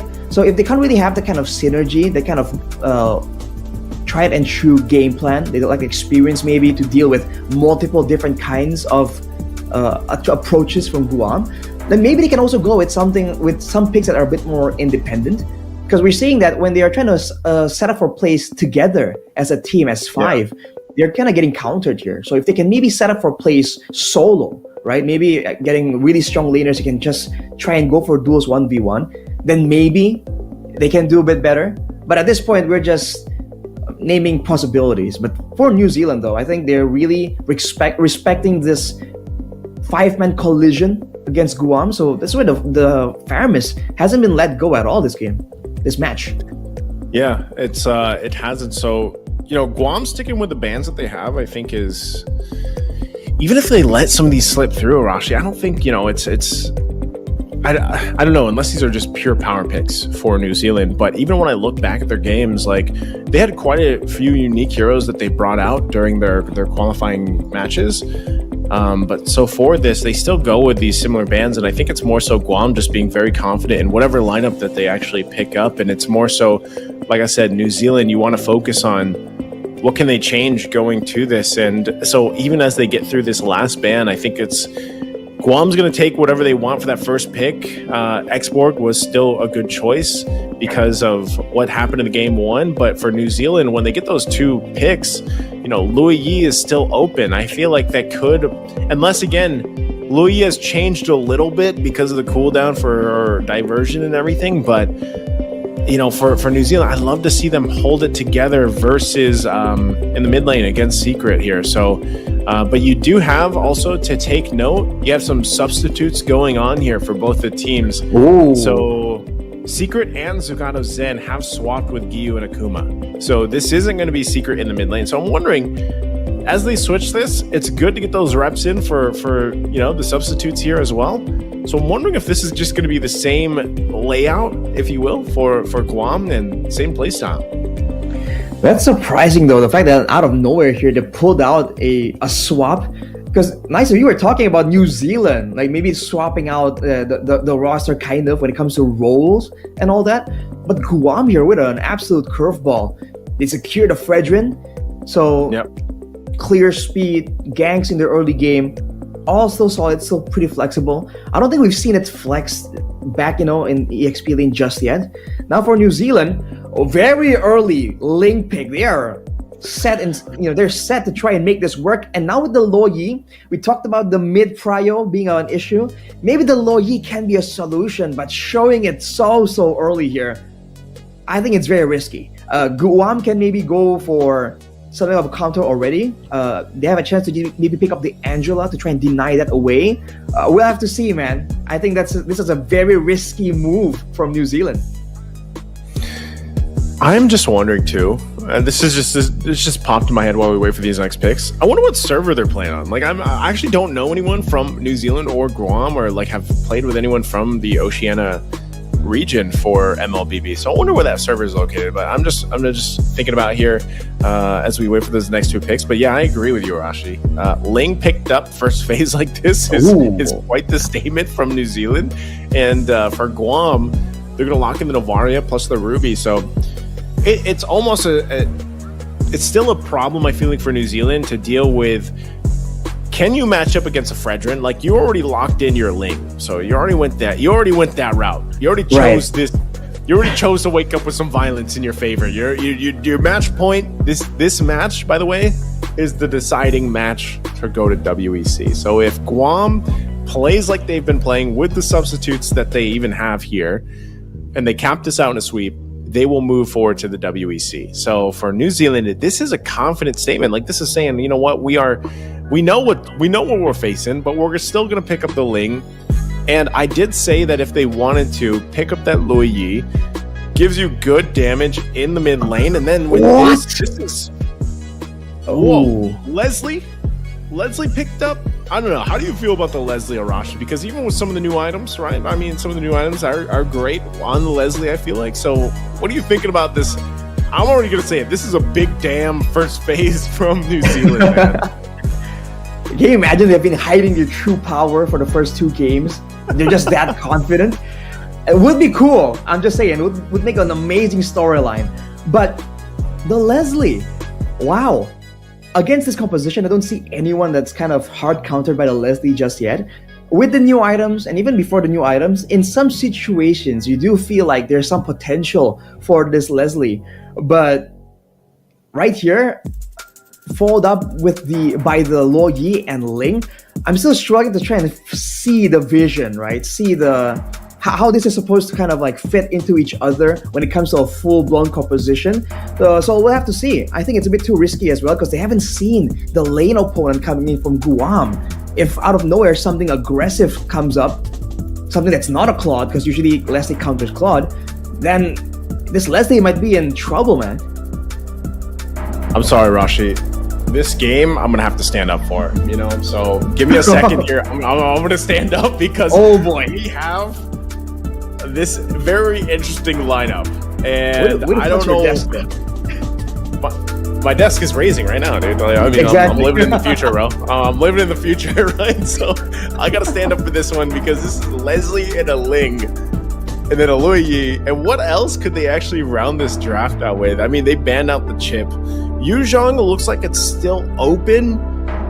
I feel like if New Zealand grabs the Yuzhong... Oh, no, sorry. Yuzhong's banned out. Yuzhong Terizla's banned out. So XP lane... What is the XP lane for New Zealand? Like, what works for this lineup here that's so damage-centric? And, like, this looks like they want to end in 10 minutes, Arashi. But they haven't gone there yet. Like, they haven't been able to do that yet. So, like, this kind of lineup, like I said, you're throwing all your eggs in that basket of let's end the game early. But then I guess you could also say, like, hey... Leslie's locked in. We know she scales up pretty scary. Like, it's kind of scary the way she scales up later in the game. Not sure if her build has changed too much because of the way that her true damage and everything works. So let's see. Now that we're through that Minotaur is banned out. Good last ban from Guam though here. So they're banning away. Guam is banning away just crowd control tools, possibly protection, right, for the backline, especially with the Lo Yi and Leslie. I guess there's some crowd control built in through the passive of the Lo Yi and the knockback from the Leslie, but overall, they're not very independent backliners. They can just survive a dive from a fighter or an assassin. So taking the Minotaur away is a great option. I wonder if New Zealand will default back to something like a Florin, right? Because with them being so squishy here, they can either go for a more sustain, which is a bit more risky, or they can get some more frontliners. And specifically, if they can get a frontliner with sustain like a Uranus, in a way, it kind of fits in and works with their composition. But they went for a Kaja here, so the idea is to grab someone, delete him, and this is the Logi Kaja combo. But especially in the early game, I am concerned about how well can New Zealand actually seal the deal, right? Usually Divine Judgment is paired with a carry or something. They need burst damage to ensure that whoever gets pulled with the Divine Judgment does get secured. But right now, they have scaling heroes and not a lot of bursts. So I'm concerned if they can actually do so, especially if right now Guam picks up something beefy, something they can take a lot of damage. There's a chance that the whole game plan for New Zealand here can get thrown into disarray. Good points here, and I like the fact that they have the Kaja, but okay. Clint locked in, and then the Matilda. So this is a whole lot more that they have to deal with. So New Zealand, like I said, this is an interesting lineup, what they decided to go with, but this is a very well thought and put together lineup from Guam, whereas again, your bases are covered from the beginning until the end. You have good physical damage, you have great magical damage that scales up in the Novaria later on. We haven't seen this just yet too much, but when Novaria does come through, we have to keep an eye on the items that are picked up, the build path, because we talked about this before. Wishing Lantern, one of the items here for the mages right now, is unreal on Novaria. Like it procs on 800% damage, I believe it is 800 damage, and then it's 10% current HP, something like that. And that's easy to do on a Novaria, and you're just doing it from the back. You know, you're just sieging on forward. And so that, and then coupled with the fact that you have quite a bit of burst damage potential with a Clint, especially if he snowballs, is scary here. So the last pick wasn't Arlott. Arlott is going to be the one that locks in. So Noob Master's still going to be on that Ling. And yeah, we have things falling into place, Rashi. It's just aggression, man. More damage, more crowd control. I like the idea. We can't really stave off their aggression. The best defense is a good offense. It's something we've seen again and again. New Zealand are going to try and put that into practice at what is possibly match point for, what is possibly the final game here for this match. So it's a bold move. Like I said, I like the risk taking that we are seeing right here. But I must say, I'm quite concerned for their well-being in the Land of Dawn here. I think Guam's composition is a lot more well-rounded. And at least in the current meta, that has been the winning pattern. If New Zealand can pull it off, I'll be happily corrected by them. Well, we're going to find out here as we jump into possibly the last game. It's match point for Guam, unless New Zealand can do something with this new iteration of this lineup, this new lineup composition that they have, especially in the damage department, to take us to another game in this best of 5. The team that wins this will move on to Riyadh later this year for the WEC, and it comes down to possibly this game, New Zealand. I will say too, I like the combination still that they went with here, Arashi. I'll paint this picture every single time I see it, and that's the War Cry with the focusing mark. That's a lot of extra damage they can play around with, but Noob Master, the biggest thing for him is to be able to secure these buffs, because you can already see JI3S, roaming around, trying to cause some havoc, and this will just get worse later on. So he's going to have to rely on Chalui to help him out for Noob Master this time around. And Matilda is notorious for just being a lot more aggressive, a lot more troublesome in the early game. When it comes to the Litho, though, it does seem like Guam will have a bit of an advantage. And you have to keep in mind, this is a combination of factors here. New Zealand with their aggressive style, and also Guam with a substitution on 2 roles. 1 role is already quite concerning. 2 roles, we'll have to wait and see. But Slope Easy immediately going with that aggressive style yet again. Again, Slopezi goes in with the Praiser's Wrath. That's going to be the kill already. First blood for JI3S. Guam very decisive on going forward for that first blood. Man, Matilda with the Quantum Charge. You have a bit more damage, your sustainability, and the movement speed that you require to get more wisps right there. New Zealand just felt that aggression. And again, without anyone that's beefy enough to really walk in the front, when it comes to information, they're going to be at the back foot. But look at Kai getting jumped on. Oh, Tempest Blade's going to be used. New Master, can he get the kill? He can, but he Oh. can't escape the turret. I don't think that's going to be worth it at all because now also they trade the objective. New Master, very tough situation there in the bottom side. Okay, Slopezi will go ahead, and that's turtle secured now. And look at the moves immediately towards Chloe. And they secure the kill as well. And immediately straight for the purple buff even. Guam, with changes, they seem to be just falling back into the same groove. New Master getting bullied once more. Yeah, that was tough, you know, because it looked like that should have been an easy kill to grab, but unfortunately for New Zealand, it wasn't. Ooh. And already it looks like Touch My Bun will go down on the bottom side. Look at that. Multiple members from Guam down there, utilizing again this Circling Eagle, I'm sure, from JI3S and the Guiding Wind, but now that comes up. Here's the replay, though. Is this, yeah, looks like we're going to see it here. Touch My Bun. 3 members down there come in and get the kill for Kai. That looks painful, man. Touch My Bun definitely got his buns ruffled there. On the Leslie, though, this is what you have to expect. And there's no real outplay potential there, considering that for Guam, they have a good mix of mobility and sustainability. So even if they want to go aggressive and go for dives just like that, with the Mathilda in Tau, they can actually have a lot more success compared to Noob Master, who's forced to trade 1-for-1. But look at Chloe going for a play. Going for a play, gets the Divine Judgment. There's the Circling Eagle, but look at the damage already. Chloe goes down, and now New Master can't pick up the kill on Kai that he was looking for. Ultimate Strike going to be used, but now the return, and New Master will go down once again on top of Touch My Bun as he falls again. They can't pick up the kill. Fat Penguin, though, stuck under the turret, should be just fine, but man, Guam, the fighting potential this team has with this lineup is very apparent, and some of these early team fights already happening. And here we go, Arashi, just like before, Guam will continue to fight and take these resources away from Noob Master, and we know how much this affects these Lings when they don't have that purple buff. Definitely a tough situation to be in. We'll have to see what's the idea, though, because we saw a bit of the vision, right? The Divine Judgment into the true damage of the Leslie.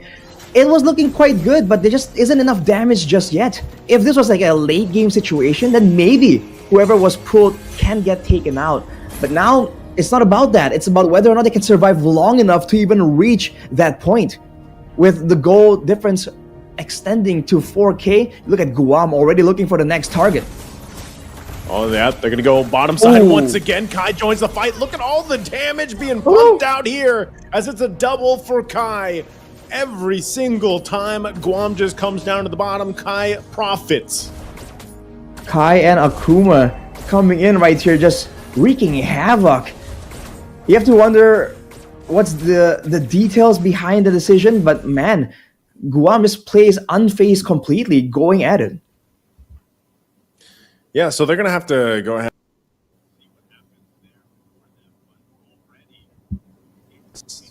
A good start. Great start for Guam. This is a massive finish with the jump back in. But either thing is very risky. This is already and when you're thinking about this lineup that New Zealand has, when they're playing against this lead that's set, it's a very expensive lineup for New Zealand. And you're already seeing what New Master has to deal with. So I think at this point, it's I don't know. I don't know how they're going to buy some time, because so far when you're seeing this, like this early on, they're not any crazy plays or anything like that. They're also just playing around the fact that Guam has a Matilda. Even with the subs that came in, they're still looking as dominant as ever. And that's the surprising part, because I thought we were going to see a bit more of a dip, an adjustment period maybe. That's usually what happens when two new players come into the roster mid-game, right? You've played two games in the match with different people, and then you replace two of them. It usually doesn't really look that smooth, but that's just the way it is with Guam right now.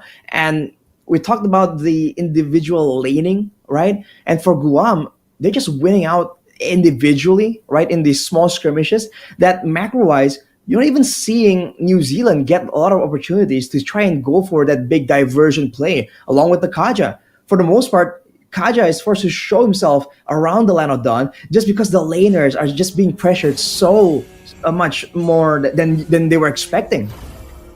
Oh man, as we jump back in, you know, pressure or not, like look at this, right? 7,000 gold ahead nearly already for Guam at 7.5 minutes in. This is a tough area to be in if you're New Zealand or any team out there that is facing this kind of disparity in terms of gold this early on in the game. So, you know, with that, they also lost that third turtle. So what this means for New Zealand is once they even have that Lord come up, they're not going to be in a situation to really fight. This happened earlier. It looks like this was about the 6-minute mark. You can see them fighting even under the turret. And now once again, this is another fight that broke out earlier on in the mid lane, forcing them further back, and a shot from Giyu as some of the team fights that we missed when we had to cut to us and back to the game. And this was that third turtle that was secured there. So again, you see how Guam just asserts themselves on this part of the map from New Zealand. And the fact that Guam has the Novaria, it also reveals the whole roster of New Zealand just so often. That's before talking about the poke damage. The fact that the Loyi kind of gets denied, always getting spotted by the Novaria, always getting shoved in by the Novaria, one of the faster clears in the game of all the heroes. So Guam just winning based on pressure, and even when it comes down to solo execution, they're just doing better. And GI3S with the genius one, what? Going for even more snowball, even more damage on this Mathilda. Technically, building magical damage increases the shielding as well, so it's not even that bad of an item. Yep, it's it works, you know, in essence, especially when you have this kind of lead that you can work around with if you're Guam. A lot of this is going to work. And now once again in trouble, taken out in an instant. New master falls in the mid lane right before the Lord comes up. So that is going to be Guam just taking the Lord now. I feel like at this point, New Zealand very demoralized in what's happening here throughout this game. I mean, throughout this series, it's been from game 1 to now game 3. Slopezi will go ahead and secure this Lord for Guam as they get ready to go ahead and assault the base already of New Zealand. We'll see if they can hold on, though, to kind of extend this game out. You can see Guam, they're just playing so confidently. You saw Kai, 6-1 Clint. I know he's fed, but against a Lim, against a Kaja, against a Loyi Kaja in particular, that combo, he walked into the enemy jungle just to get a bit of extra farm. That's just how confident, how much more, you know, mentally advantageous Guam is right now. Looking at the items here, Giyu, with the Enchanted Talisman, is he going straight for a Holy Crystal? Looking at the components, that seems to be what it is. As Noob Master is trying to itemize for the Sky Piercer to try and finally secure some kills, but now Guam goes for the base. Cool. You're gonna go right into the base. They go fighting it, circling you. We're gonna find multiple members just blown up in an instant. Kai, though, again will get the double, and Giyu as well. You saw the damage. Doesn't even have the Holy Crystal just yet, unless he just built it now. But man, New Zealand deleted in the team fight in the base, and now Lord just making his way there to the top side. This very well could be it as Guam gets ready. That's a flicker from Fat Penguin, and I don't think they're going to be able to do anything more. Clearing the waves out, working on the base here, and Guam will take a game 1, 2, and 3 in a decisive manner under the 11-minute mark as they will move on to the WEC in Riyadh later this year. Two teams with big aspirations, but unfortunately, today there can only be one. And considering the performance, man, it just has to be Guam. Looking at the way they were able to outmatch when it comes to mechanics, when it comes to the macro game, it was a nice try from New Zealand, but unfortunately for them, they just have to catch up even more. It's back to the drawing board, back to the chase to be the best for the next opportunity. Yeah, wow. They will. They'll have to, Arashi. I mean, I don't know. Watching the OCC Australia when New Zealand was going through that, I did not expect there to be that much of a difference, like this wide of a difference between them and Guam. But you know, as we take a look at the highlights here for game number 3, it's every single game 1 to 3 was a highlight reel for Guam. You know, for New Zealand, like they just honestly, they just made too many mistakes, and this was one of them. New Master going in for what should be a sure kill, not able to get it, and then dies to the turret there. That's just tough to start on the foot of a Ling. And even looking at how they were positioning New Zealand, a bit too confident. I guess they were really banking on being the aggressors, but look at the rotations coming in from Guam, always there faster than their opposition. And occasionally you can see that members from New Zealand just get left behind. They get cut off from their safe zones again and again. And it's just a difficult situation to be in. It seems like even from the drafting phase, right? Like Guam just had a proper game plan all the way from the beginning to the mid game to the late game. And even when there are several setbacks for their team, they just had their focus still on the main objective, on the way they want to end that game. Whereas for New Zealand, you can see that especially towards that mid game where the snowballs have begun for the members of Guam, they were just in disarray. And this was a painful sight to see, man. Noob Master on a Ling that's not allowed to do anything at all. He just got locked down from full HP to no HP. And like we said, with the gold disparity so drastic, they just go at it purely with brute force and they still come out on top. And it's Guam, man. Yep. Very impressive showing all throughout. Arashi here from Guam, and MVP for this game is going to be JL3S. Man, that's an L. I was thinking it was an I the whole time in game because I think it is just like the lowercase L. Yeah. But it's JL3S getting that MVP, and we saw just how good of a player, for sets. We saw the Tigreal earlier, and we saw this, and it just really goes to show that every single one of their players for Guam, whether they're subs or not, also. As we saw some of the subs step in, Gio and Akuma, they're dominant. Like their play style is still the same. The identity, the way that they played was just on point.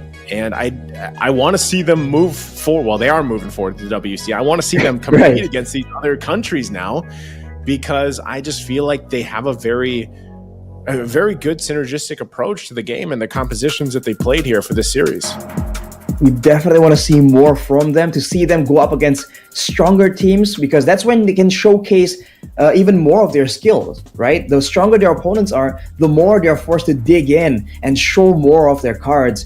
But yeah, JL3S. It's so funny. His name is like 3 L's, when it's 3 dubs for his team, especially for this match. But yeah, he went for the genius one, man. Usually you see the enchanted talisman for more shielding, more safety, but safety wasn't a concern. He just wants all that damage, and usually you want to do that with your main damage dealer being magical, but they had a Clint, they had the Fredrin, and even then he just went for the genius one just to show that dominations, man. It's when you have that kind of lead, Arashi, you can kind of get away with stuff like that and go for more damage. Like you mentioned too, you saw Gio even going for the Holy Crystal. I think it was a second item that Gio was going for. Yes. And, at that point they already had a ton of damage. But again, Guam is your winner for the Oceania qualifier at this point. Congrats. In the Asian Championship. So congratulations to them. They will lock in their slot to the WEC, because like we mentioned to you guys viewing and watching right now, this was a best of 5 between these two teams, because there's only 2 teams for the Oceania portion of the Asia Championship, and the winner of this best of 5 moves on to the WEC later this year in Riyadh for the championships. And Guam did it in a very dominant fashion here from all games, 1-3. I think a lot of teams will definitely have Guam in the back of their minds, as a team that can pose a threat. By all means, some people can argue that they haven't really been proven yet. They haven't been put through the trial of going up against the stronger regions of Mobile Legends.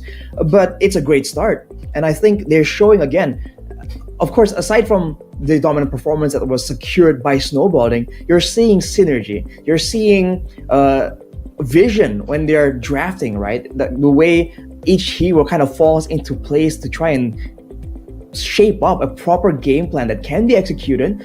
And you're seeing flexibility, considering the fact that they were able to just make substitutes happen and still have a stable performance. I think all those factors, even before we see them go up against some real powerhouses, it's still definitely something to be reckoned with. I think when you look at their play style, it fits in really well with what we're used to seeing, like at least in Asia. You know what I mean? Like Guam they're relatively new, I would say, like for a lot of people to see for the first time. And so far, it looks like that they can hang with some of the best teams out here in countries out here for Asia. So, I think overall, I would love to hear how they prepared for this and maybe some of the experience that they had too, because I know we'll have an interview in just a little bit. It looks like it's going to be JL3S. So once they're ready, we're going to ask some questions here because that's what I want to know. Like Guam, I don't even know that much about Guam. So, to see them play like this is a very good thing, number one, to see exactly. And because I was watching their selection for this, and their casters literally said, we have a lot of good players. We had to decide who to put together for these teams and everything. So it's apparent, Arashi, that they are all really good. Even the subs, like I said, that we got to see in Game 3. So I can't wait to have that interview with them and ask them kind of the preparation they've had for this and what they'll be doing even to prepare for the WEC eventually.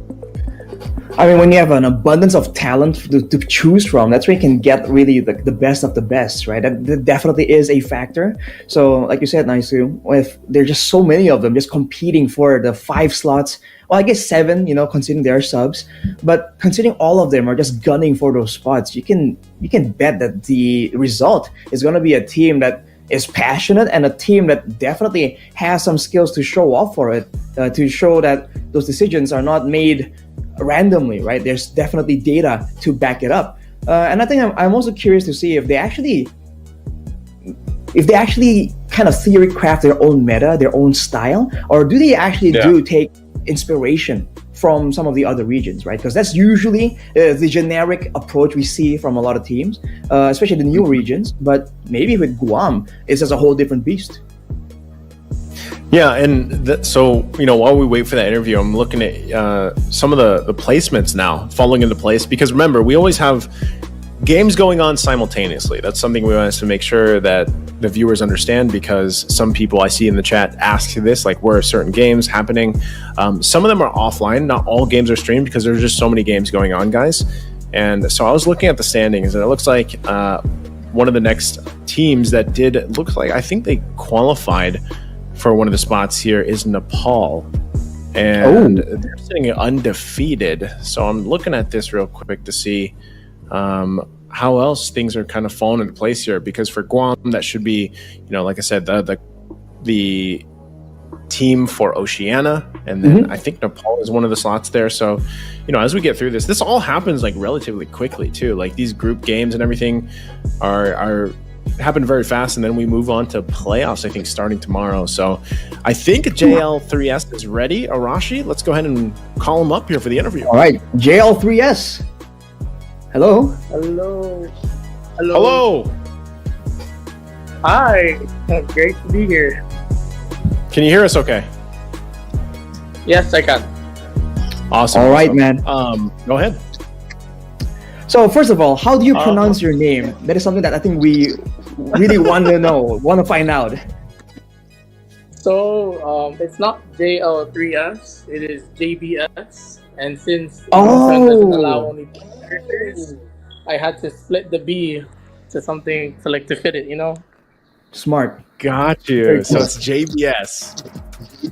All right. Yes. Well, man, tell us a bit more about your region, because Naisu was saying that there's a ton of good players, and it was very difficult for them to really select the 5. Are you familiar with what happened there, like the competition you were up against? First things first, before I say anything else, I'd like to say good game to the New Zealand team.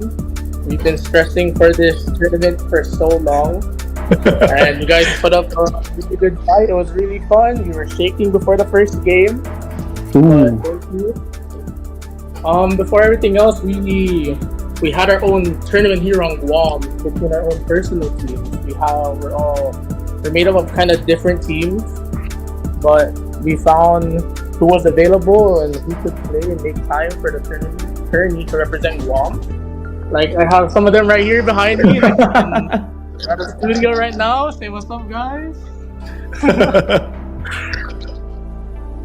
Was that the qualifier, by the way, that was streamed? Is that what you're referencing? Was this the Guam qualifiers? Yes. Okay, Yes, got it you. was the Because Guam qualifier.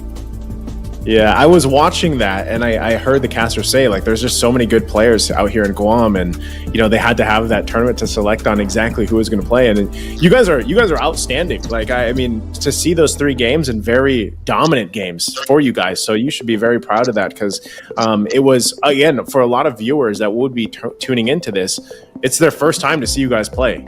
So very interesting to see. And I have to ask as well, JBS, how do you guys prepare for the next part, right? Which is WEC later this year. You have plenty of time, until then to practice. But do you guys have are there certain plans in place to prepare for the WEC?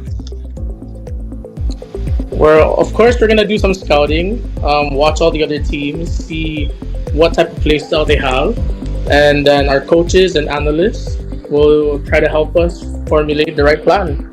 Our team is pretty well versed in a lot of roles and different play styles, so I think we have a fighting chance. All right. Awesome. I mean, that's what we were a bit curious about. In the middle of that match, you went for a substitution. So you want to share a bit of what was going on there? Or do you just want to give some experience and considering there's a room for experimentation? Was that the idea, or what was it? Yeah. For the first 2 matches, we tried to do our best lineup, try to secure. And then for the third one, we wanted to see how well a different lineup with Giyu and Akuma would be like, since yeah. But it was still, they knew what to do. We had a game plan. And yes, that's all I can really say. Okay. Well, I mean, great talking to you, JBS. Unfortunately, I think we have to end the interview quite soon. But last statement from you here. What do you want to say to all your supporters from Guam? Because definitely there's a big, massive push behind you for your success. What do you want to say to them? I'd like to thank all the people who helped scrim with us and made us be better. Our commissioner, our coaches, the players, the parents who drove the people to the practices, and all of our sponsors. Thank you very much. A massive weight has been lifted now that we qualified, and we're excited to move on to the next step. All right. Thank you so much, JBS. Thank you, JBS. I want to right there. Oh, can I add on? The Yes. enchanted talisman. I swapped it because I went for mana boots instead. I see. All right. Well, definitely taking notes from you right there, bro. But yes, thank you very much for your time, man. Best of luck. Congratulations on the victory. Looking forward to see more of Guam in Mobile Legends.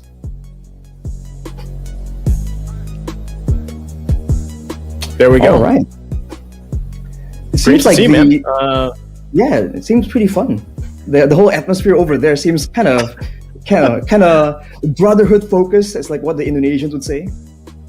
Yeah, it's I would say that just here, I wanted to ask more questions. I know we have to, some of the interviews we don't have as much time because we have more games to go through today, but hopefully, when we get to see them out there in the WEC, forever who's all going out there to cast and everything, can get to know some more about these players, because I feel like there's always a ton of story to a lot of these players in these countries, these teams, that a lot of people don't know so much about. I mean, are they students? Are they working? How do they balance their schedules between playing and everything? Because that was something that we always like to ask, even when we were doing the African qualifiers, was, how do these countries and these teams prepare for this? Because a lot of them are not as lucky as other parts of the world, like Philippines, Indonesia, maybe Malaysia, where, they get to just dedicate their entire day and week to MLBB practice, so these guys are also balancing life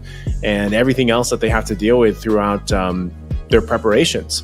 So that's why the next thing is like, what is it? They have some months time to basically get to the WEC, but it's great to see them. And I can't wait to see Guam perform there on the world stage.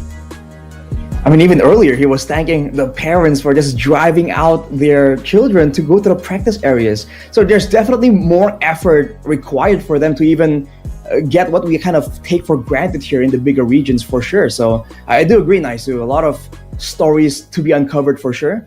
But I think, unfortunately, that'll be it for this match. We're going to have to go straight to a break because, like you mentioned, Naisu, there's still more matches to come. And so we're not even through half of it just yet. I think we're just about passing that halfway mark. So don't go anywhere, guys. Ladies and gentlemen, back at home. We'll be right back after this break for the next big match.